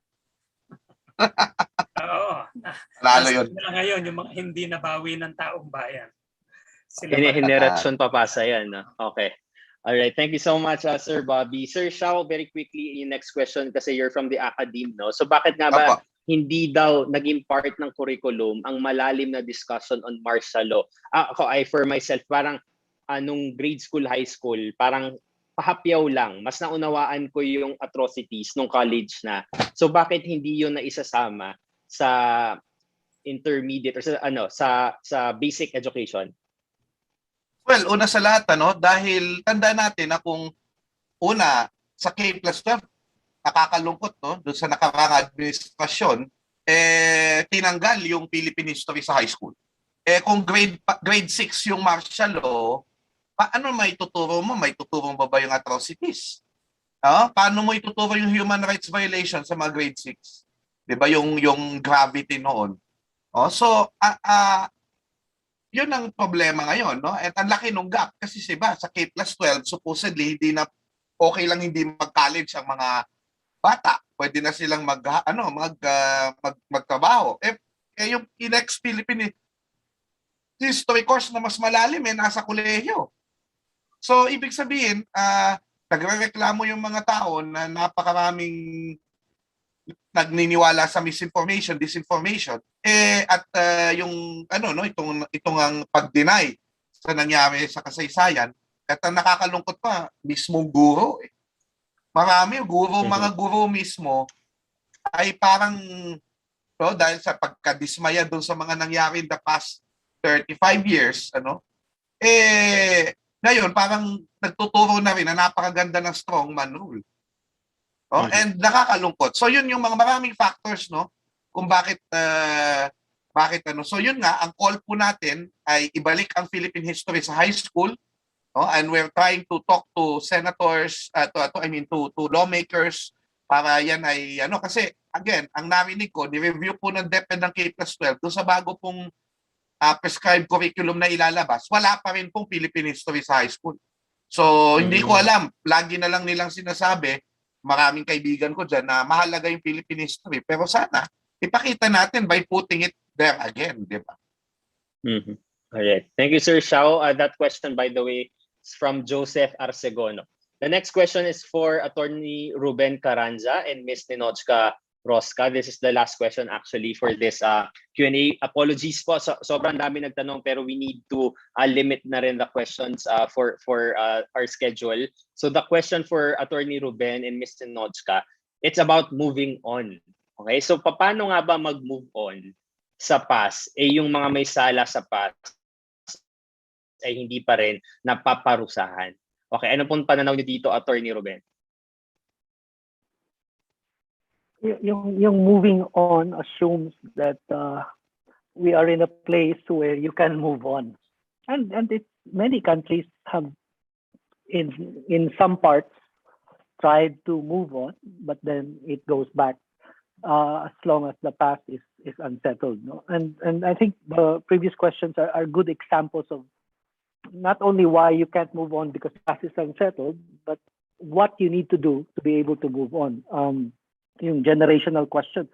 Si Bongbong Marcos, for example, legally cannot move on because there are still cases pending against him and his family. And as a matter of fact, the Philippine Constitution makes it impossible for the Marcos family themselves to move on. The Constitutional Commission that drafted the Constitution actually inserted a provision in the Philippine Constitution that makes it possible to go after ill-gotten wealth without a deadline. It applies to anyone who is accused and convicted of accumulating ill-gotten wealth, and it certainly applies not just to Ferdinand Marcos Jr., but to his children, and even to his grandchildren.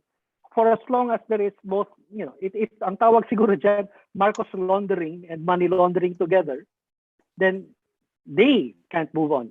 It's actually them that have to decide whether they want to move the country forward or not, and it's not us. For us, we do what we have to do to hold them accountable, and it's up to them to admit it, to come forward, and if they don't, then we're still here. All right. Thank you so much, Attorney Carranza. How about for you, Ms. Ninochka? Well, how do we move on without coming to terms with the issue of justice and so on? Hindi ako lawyer, kaya I will just base my reply on the rule that you do unto others what is done to you. kung ikaw ay pinatungan ng extra-legal punishment, then it should be returned to the person who did that. It has always been a matter of bewilderment for me. Nagtataka ako. In the last 50 years of struggle, no, the fight has been between yung mga estado na naka-embed sa military at yung mga mahihirap ng ating sa panig na ito. Not a single warlord, not a single political dynasty family, not a single crony capitalist was ever damaged. No? Tayo ang na-damage. But sila, sige lang sila in their comfort. So this is my constant question in the last 50 years. Bakit yung mahihirap na kaalyado ng Estado at yung mga mahihirap na nasa panig natin, middle class, mahirap, sila ang nagsasalpukan at yung mga may pribilehyo and those who are ruling, ay hindi man lang nagalaw. Yun lang. Alright. Thank you so much sa inyong panahon po no, na ibinahagi niyo sa atin para sa forum na ito. Muli po nakasama natin Professor Xiao Chua, Mr. Bobby Garcia, Attorney Ruben Carranza, and Miss Ninochka Rosca. Bigyan natin sila ng virtual round of applause. Maraming salamat po sa inyong panahon. Mabuhay po kayo at tuloy po ang laban. Thank you so much. Alright. So now as we move forward here in our program, ang atin pong mga initiatives towards reminding people on the real story of martial law ay patuloy nating ginagawa. Ilang buwan pa lang po ang nakakaraan ay nakasama natin ang mga grade 6 students ng Assumption College upang pag-usapan ang martial law. Para ipakita sa atin ang kanilang mga reflection patungkol dito, kasama natin ngayon si Tala Tayaw, representing the grade 6 students of Assumption College. Tala, go ahead please.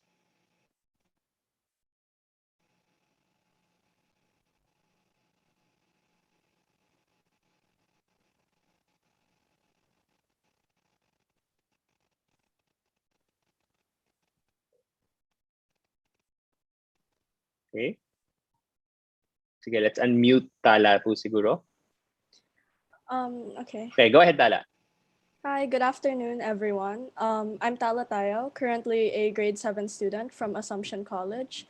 And last school year in grade 6, our topic for the last quarter was about martial law, the events leading up to it, and how human rights and democracy were affected during that time.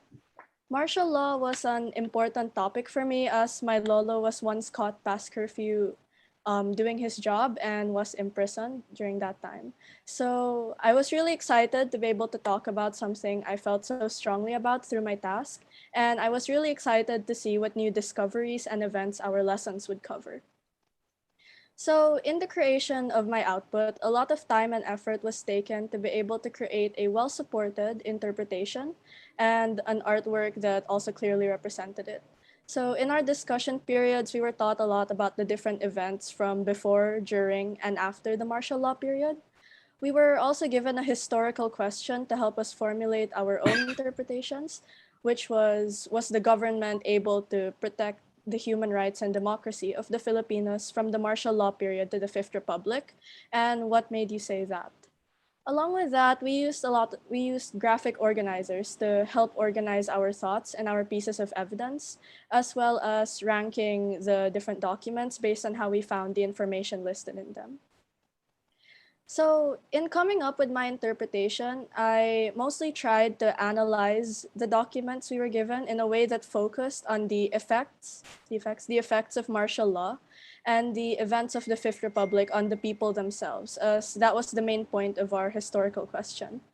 I focused more on how the people were treated and how intact their rights and democracy were during the two periods in time, using specific textual evidence and points from our discussion to support my own opinions. So my artwork was also my attempt to represent the lack of freedom and human rights during the martial law period. Events in martial law more or less silenced the voices of the people and took away the democracies and the rights that the people in the country deserve to keep. In my artwork, details such as chains and covering of the mouth represented how the government consistently tried to gain power and silencing their own people as a result. So the government, with Ferdinand Marcos as an example, was expected to do their best to benefit the people as a whole. Yet their actions still take away the freedom of the country that they were meant to protect. The silhouettes protesting in my artwork represent how they were able to regain their rights in the EDSA revolution, only for these same rights and democracies to once more be damaged during the Fifth Republic period. In addition to this, my realization about martial law and EDSA was how money and power really affected those who were given the opportunity to serve the people and to serve their country as part of the government, as well as how important freedom and human rights really were in a country. In the case of Marcos, money and power affected him negatively, causing him to take away the people's voices in an attempt to maintain power over those who were rendered powerless. I realized that democracy was important because the people deserve to have their own contribution to the country and their own right to speak up for what is correct. In relation to this, based on the present, I think that the current government still has the same issue of not putting the people in their best interest. While the pandemic was ongoing, government officials during the time continued to neglect the safety of the people.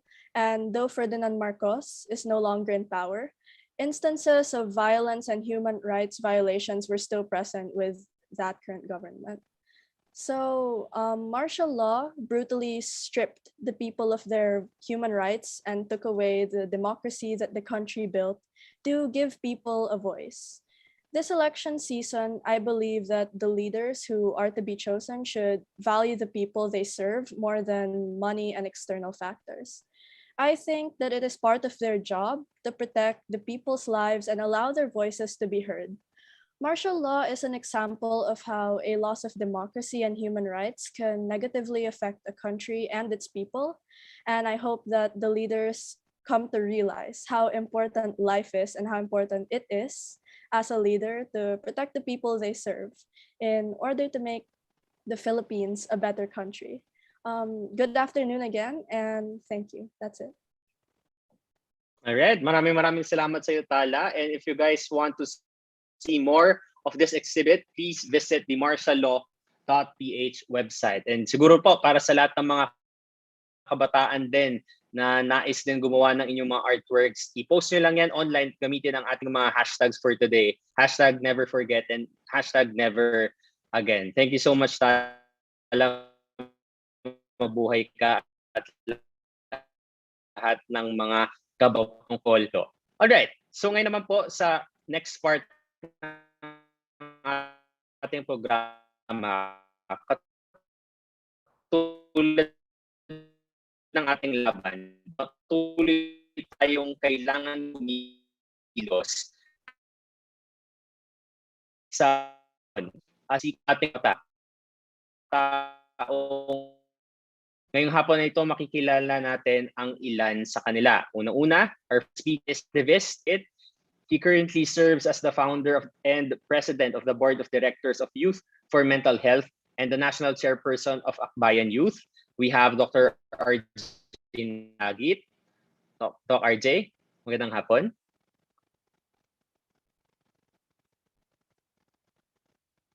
Okay, please unmute RJ, please.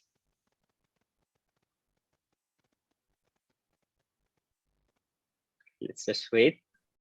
Ayan, Okay. hello Jules, magandang hapon. Hello po sa lahat ng nandito sa Zoom kasama natin ngayon. Alright, thank you Doc RJ. Kasama rin natin sa usapin ngayong hapon ay isa pang visual artist at animator.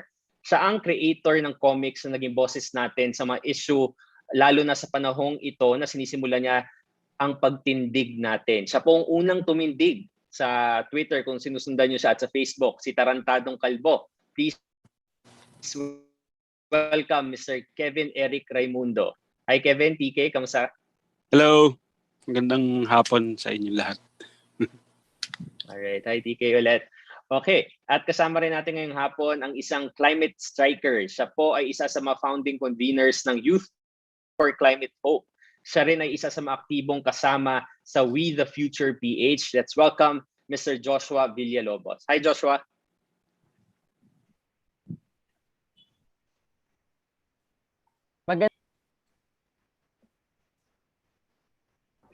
Okay, pa-unmute po na natin si Joshua, please.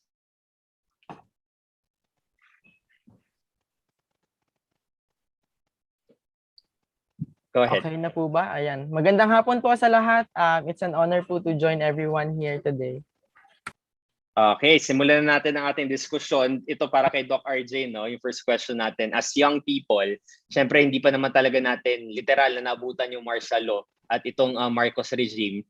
Pero ano ang naituro sa inyo tungkol sa period na ito ng ating kasaysayan? Doc RJ, go ahead.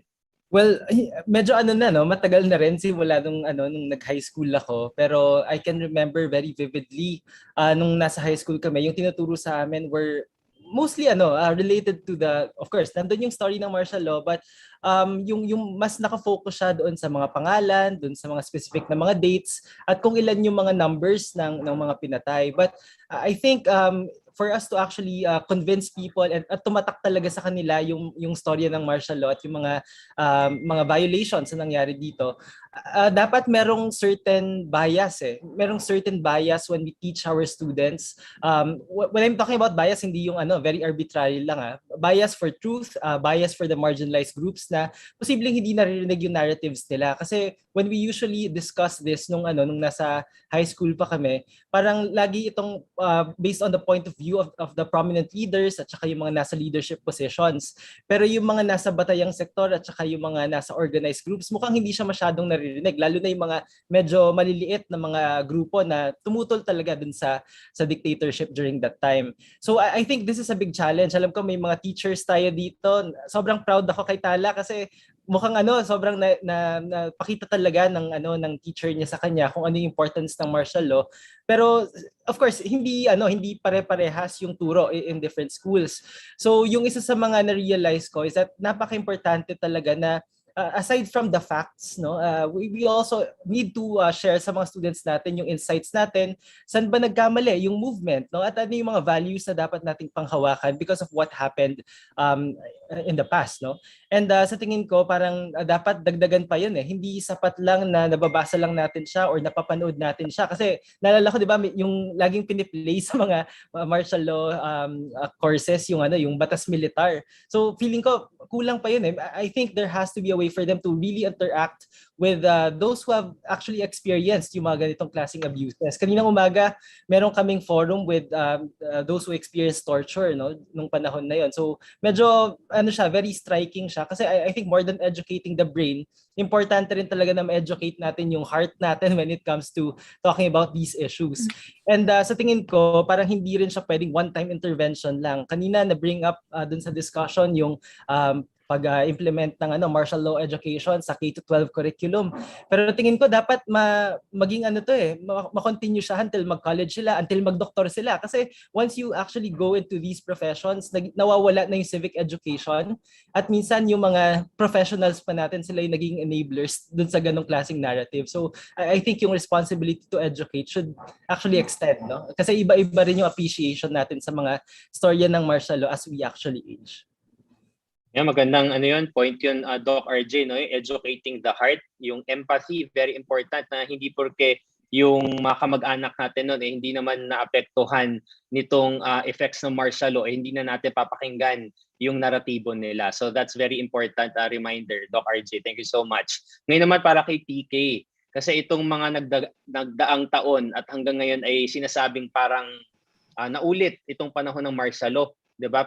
Paano ba nalilimitahan ng ating mga karapatan, yung ating mga karapatan at ating civic space ngayon, lalo na from your end, TK, kasi nung simulang nilabas mo yung pagtindig, diba? Sunod-sunod na lumabas yan sa social media, Facebook, Twitter, and nakikita ko rin sa mga posts mo na talagang inatake ka rin ng matindi.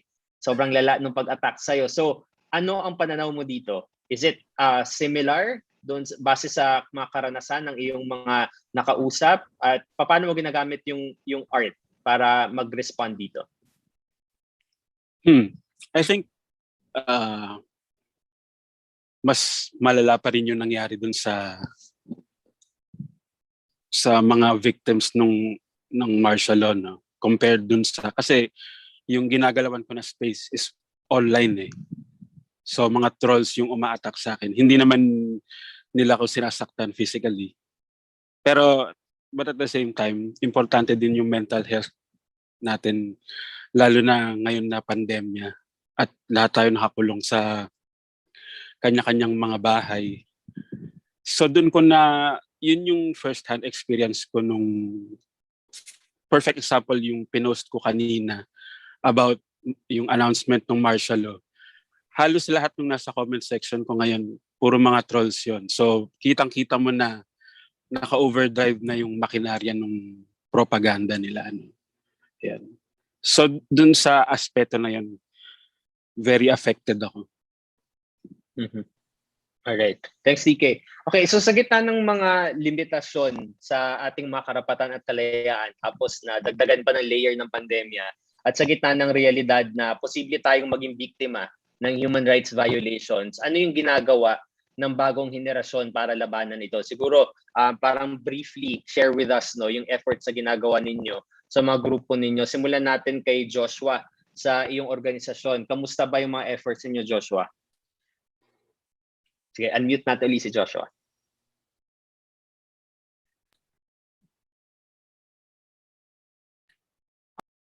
Go ahead.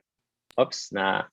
Ayun. So, yun nga, no, nire-recognize natin nga, nasa panahon ngayon, lalo na ng Administrasyong Duterte, lumiit talaga yung mga civic spaces, lalong-lalo na ng mga kabataan. Kung ako ngayong titingin, parang sa tingin ko, mas malala yung Administrasyong Duterte kaysa sa martial law ni Marcos. Kasi dito, hindi dineklara na mayroong martial law, pero ilang libo yung pinagpapatay dahil sa droga. Tapos nga, makikita natin na epekto pa din siya ng pag-other, yung naiba sila, tapos gumagawa ng divide yung administrasyong ito sa atin mismo, na iba sila, iba tayo, at kailangan silang puksain para makagawa tayo ng isang mabuting lipunan. So, at isa pang napakadelikado doon ay pati tayong mga sumusuporta or nagpupush ng social reforms and advocacies, sinasama tayo sa others na yon, binivilify tayo at binivilify yung mga advocacies and yung mga causes na ginagawa natin. So lalong-lalong lumiliit yung mga spaces na ginagalawan, pero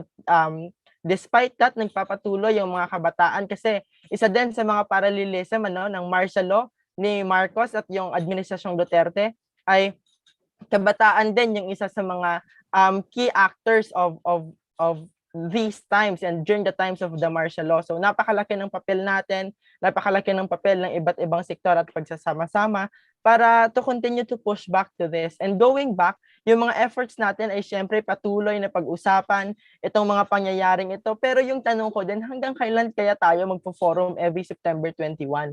Hanggang kailan kaya ito mangyayari? Kasi dapat hindi na natin ginagawa ito, kasi dapat may common understanding na tayo ng karahasan, ng korupsyon, ng pagpatay ng mga aktivista at yung mga nagpupush ng democracy and humanity during that time, but wala. Yung ating kailangan pa tayong paupuin at lecturean. So ngayon nagpapatuloy yung ating engagement sa youth, in terms of education, and syempre it's also very important to get the voices from the grassroots and bring it to above, no? Kaya ginagawa din with the future in the past few weeks, the past few months, napakamaraming kung sa hiligay nun, mapisan or anong tawag doon sa basta hardworking na mga youth, no, na continue na nag-consolidate ng mga issues and the agenda of the young people so that we can bring it to power, we can raise these issues to power, and we can really prove it this time because elections and the youth vote and etc. We all know that, and basically we all have the power to change things in our hands. Thank you, Joshua. Let's hear it from Doc RJ naman, from your organizations. Kamusta yung mga initiatives natin? Kindly unmute RJ as well. Ayan. Well, alam mo, Jules, yung isa sa mga na-realize ko the past few years, no, na nandito tayo sa space na ganito, is that sometimes fear is our greatest paralyzer, no? Minsan parang yung feel, lalo na ngayon na nasa pandemic setup tayo, na physically distant tayo sa isa't isa, ramdam mo talaga yung separation natin, no? And I think we also need to incorporate that kind of analysis doon sa kung paano natin ginagawa yung aktivismo.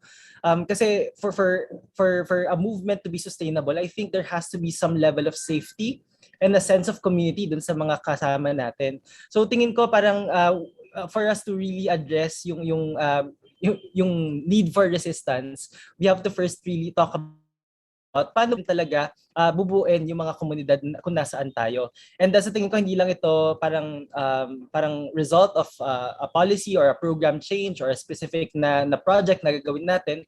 Ito yung nanggagaling dun sa mga maliliit na mga actions na ginagawa natin to provide collective care to each other.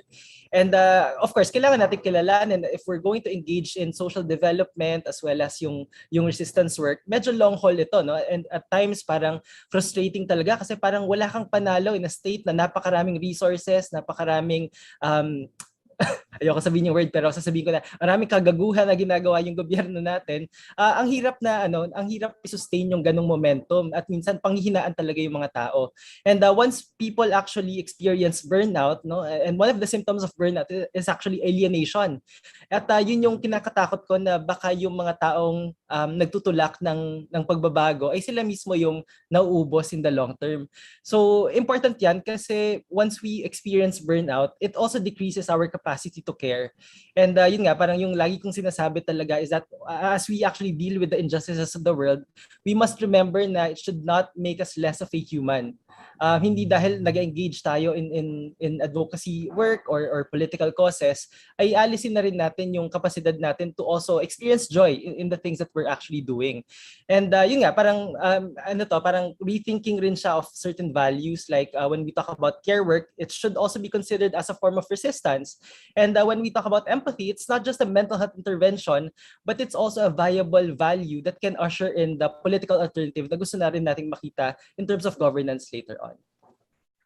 Thank you, Doc RJ. Na striking a balance lalo na sa advocates. Alam kong very frustrating for the past years, but of course, we also need to strike a balance. Paano tayo nabubuhay bilang isang advocate at bilang isang tao. Okay? Ngayon naman kay TK. Ito yung kay TK. Grabe yung impact na nabuo nung tumindig na sinimulan mo sa iyong creative resistance. So why is creative resistance very important, Kevin? And how do you plan to sustain this creative resistance online and even offline? Okay, yung sa akin as an artist, paano ba to? Hindi ako ganun ka worthy when it comes to my work. No? Kaya nga visual yung ano ko. And I think kaya din naging effective yung tumindig is because hindi mo siya kailangan, kumbaga, kanya-kanyang context yun sa kung paano nila nakita yung artwork. And yun yung visual art is very effective, especially pagka protest art, no? And then, ano pa ba? Hindi ko siya ginate-keep. Kumbaga, binuksan ko siya sa mga tao. Parang anyone can join. Kaya nga sa nag-bleed out sa mga rallies, no? Kumbaga hinayaan ko siya na, sige, you can use my artwork for your causes. Yan. And moving forward, very important yung, moving forward, nakipag-collab ako with Dakila kasi nung una, ang call to action ko dun sa tumindig is to get people to register to vote. Which is, yun nga yung ginawa ko kanina kasi nag-transfer ako ng registration sa Comelec na hanggang ngayon sobrang haba. So kailangan natin talagang i-extend yung registration period, no? Kasi nakita ko sobrang dami pa rin ng nagre-register and naabutan sila ng cut-off. So I need to say that. Yun. And then after nung deadline, parang ang call to action ko na with Tumindig is to vote wisely. No? Hindi lang yung basta bumoto ka lang is okay na. You have to choose kung sino talaga yung pinaka-deserving na leader natin. Yan. About your statement kanina, Kevin, no? I remember one of your tweets na parang para kanino yung creative work na ginagawa ninyo. So Para I think kanino doon yung ko art mo? nakahugot yun. Yes, oo. Actually, yung statement ko na yun is directed towards mga, siguro let's say, mga NDMOs and ibang mga orgs and artists. Kasi napapansin ko recently, medyo parang hindi sila nagtutugma. Parang hindi sila magka-level ng, kunwari, itong mga artist na to. Bakit sila gumagawa ng political artwork? Is it for clout? Is it for anything else other than kung ano yung actual na nilalaman nung artwork, kung ano yung subject. And then, dun naman sa mga organizations, parang ano yung ginagawa nyo to reach out to these artists? Kasi for us to be effective, kailangan combination ng dalawa eh. Kasi 'di ba yung mga orgs naman, they're not really, I mean, katulad ng Panday Sining, very art focused sila. Pero hindi lahat ng orgs ay marunong mag-drawing, for example. So kailangan natin mag-reach out dito sa mga artists na willing gumawa ng materials for them, pero not yung ginagawa nila is not as focused dun sa kailangan. Right. Yan. Okay.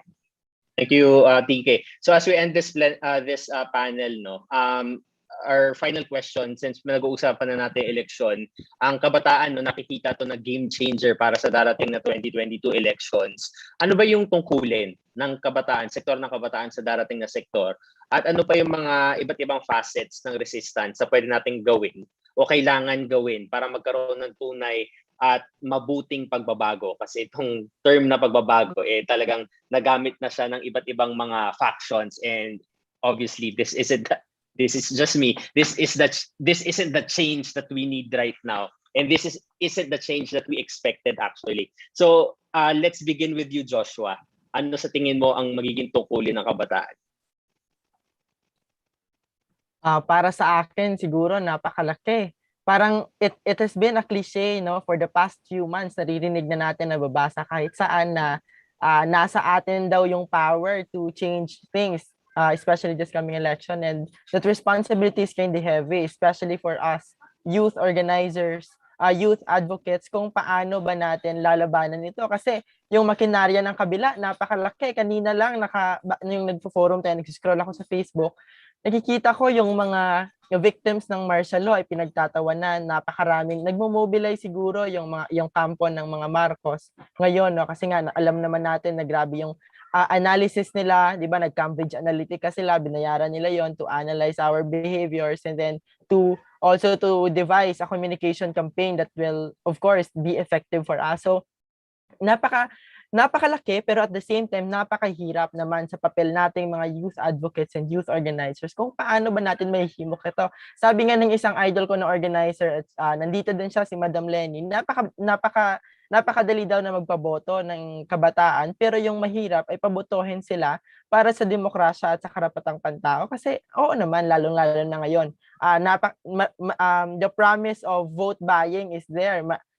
Yung isang motivation ng youth ngayon para magpa-register, even though we accept it or not, is they will register dahil para may makuha sila sa eleksyon, para may pera sila sa eleksyon. That's the motivation, not really to change the country or not really to push for good governance, for democracy or human rights, but to get something for the election. And that's a very, very huge job for us as youth organizers and youth advocates. So how do we change that? And even me myself don't have the answer for that, pero kailangan nating magtulungan para ma-achieve natin yan. At syempre paulit-ulit na to, pero kinabukasan natin yung nakataya dito. And bilang also as someone who is engaged in the environment advocacy, napakalaking role ng mai-elect nating presidente and mga leaders in this lalo na ngayon 2022, palapit ang 2030 kasi nga may deadline tayo sa climate, 2030. And di ba sabi doon, meron tayong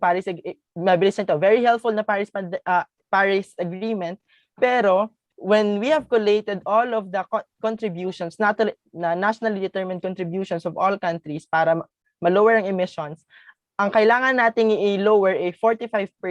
Pero yung malulower lang natin by the contributions na nasa table ngayon ng United Nations is only 12%. So we're not doing well in terms of our climate and environment. So napakalaki ng papel natin sa pag-push ng environmental protection, ng action for climate crisis, ng pag-secure ng climate justice, ng pakikipaglaban sa karapatan, ng pag-push ng demokrasya sa eleksyon na to. At this can be a very helpful tool for us. So this is, as I've said this and I will say it again, this will be a make it or break it fight for the youth. Thank you, Joshua. Dapat lang na maging election issue ang climate change, climate justice sa darating na 2022. TK, ikaw naman, ano ang magiging tungkulin ng mga kabataan? At syempre, isama na rin natin ang creative sector as well. Tungkulin ng mga kabataan. Speaking as an artist na lang siguro. Yung mga kabataan na may marunong gumawa ng art.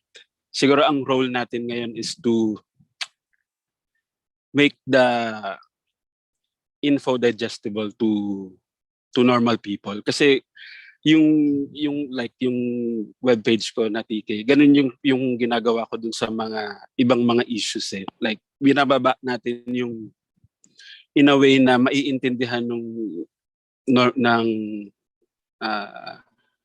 tawag dito, ng masa, yung kung ano ba talaga yung problema natin, no.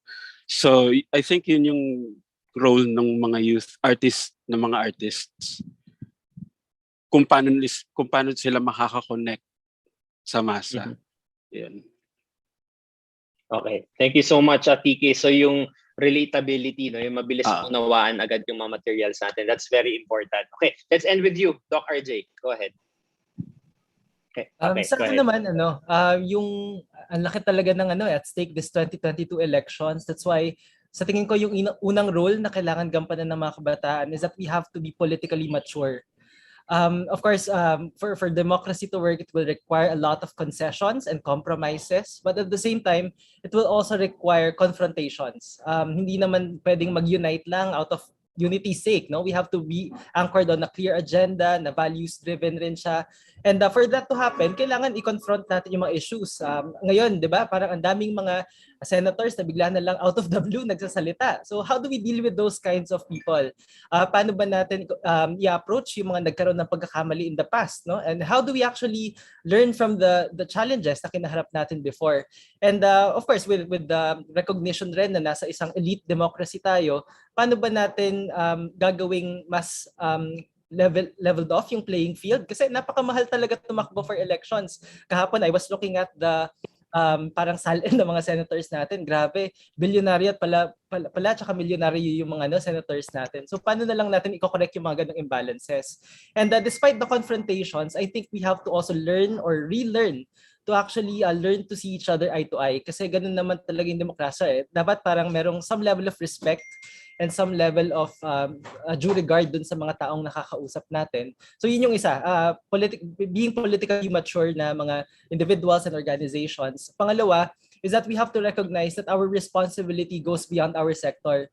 Kasi usually pag pinag-usapan natin yung participation ng kabataan, laging okay, mag-run tayo ng isang campaign para ipa-register yung mga first-time voters. Pero ang laki pala ng mga mas nakakatanda sa atin yung hindi rehistrado. So sa tingin ko parang we have to actually also engage kung ano yung mga issues na pwede natin pagsaluhan with the other sectors. And then pangatlo ay kailangan nating maging mapangahas in terms of also buying purpose funds. Kasi as of now parang nakikita natin na okay, yung mga kabataan, boboto lang tayo based on the issues na ipapresenta sa atin ng mga politiko. Pero tingin ko we have to also realize that we are also the alternative na hinahanap natin. So kung kaya na natin na tumakbo, nasa edad na tayo to run for elections, then why not go for it, di ba? And syempre, important na pag tumakbo tayo, dapat handa rin tayo. So may isang perspective rin na dapat merong some level of paglilinang sa sarili habang naghahanda tayo for that. Kasi hindi naman pwede na, yun nga, nanalo tayo this coming 2022, tapos nagkaroon ng frustration sa mga tao later on kasi hindi tayo nag-deliver. So importante na ma-consider rin natin yon as we enter the elections. Alright, thank you so much, Doc RJ, and good luck on your campaign. Salamat din kay TK, kay Kevin Raimundo, and of course to Joshua Villalobos. Maraming salamat po sa pagbabahagi ng inyong perspektibo para sa forum natin ngayong gabi na pala. Alright, so thank you so much. Yan po, marami po tayong natutunan ngayong araw na ito. Ngunit hindi po dito natatapos ang ating pag-aaral ng ating kasaysayan at lalong di rin po dito matatapos ang ating pagkikwento ng ating mga kwento at kwento ng mga naging biktima ng martial law. So marami po tayong maaaring gawin. To know more, please watch our film offerings on martial law. Please visit our Facebook pages. Of course, yung mga partners din natin aside from Activista and Dakila, you may also share your insights.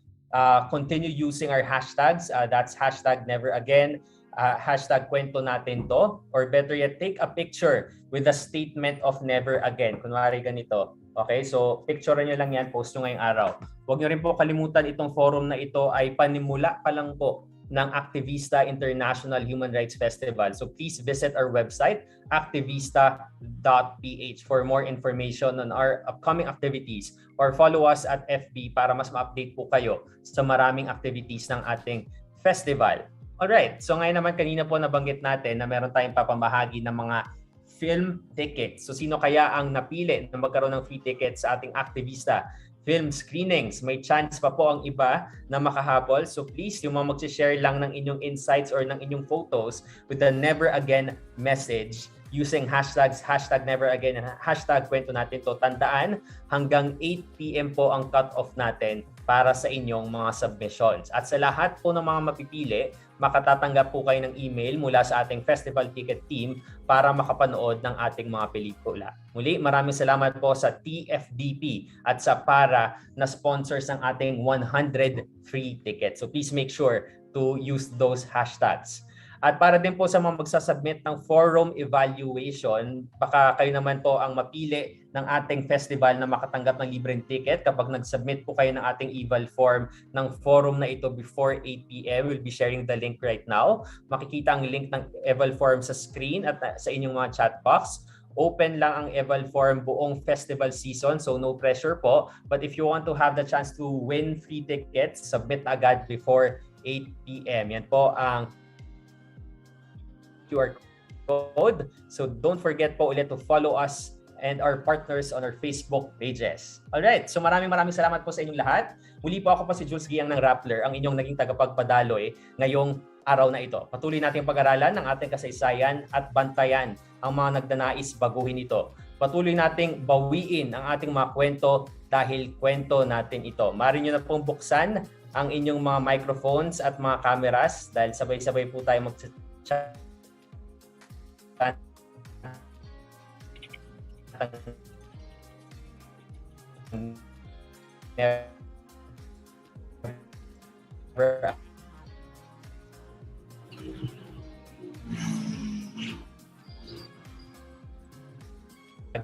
Never again to Mars.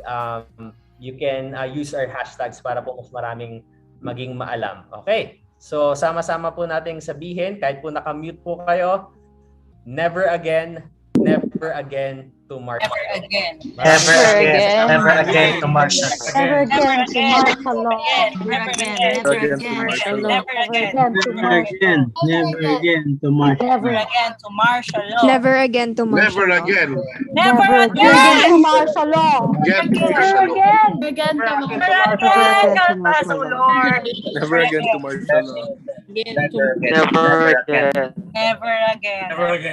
Never again. Ayan, mas maganda pala no kapag nasa Zoom talagang sunod-sunod yung mga echo ng martial law ng never again to martial law. Never again.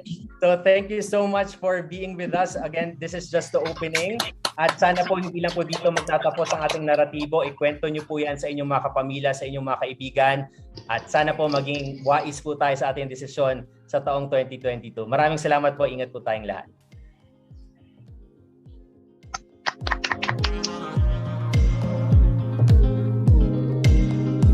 Salamat! Thank you po!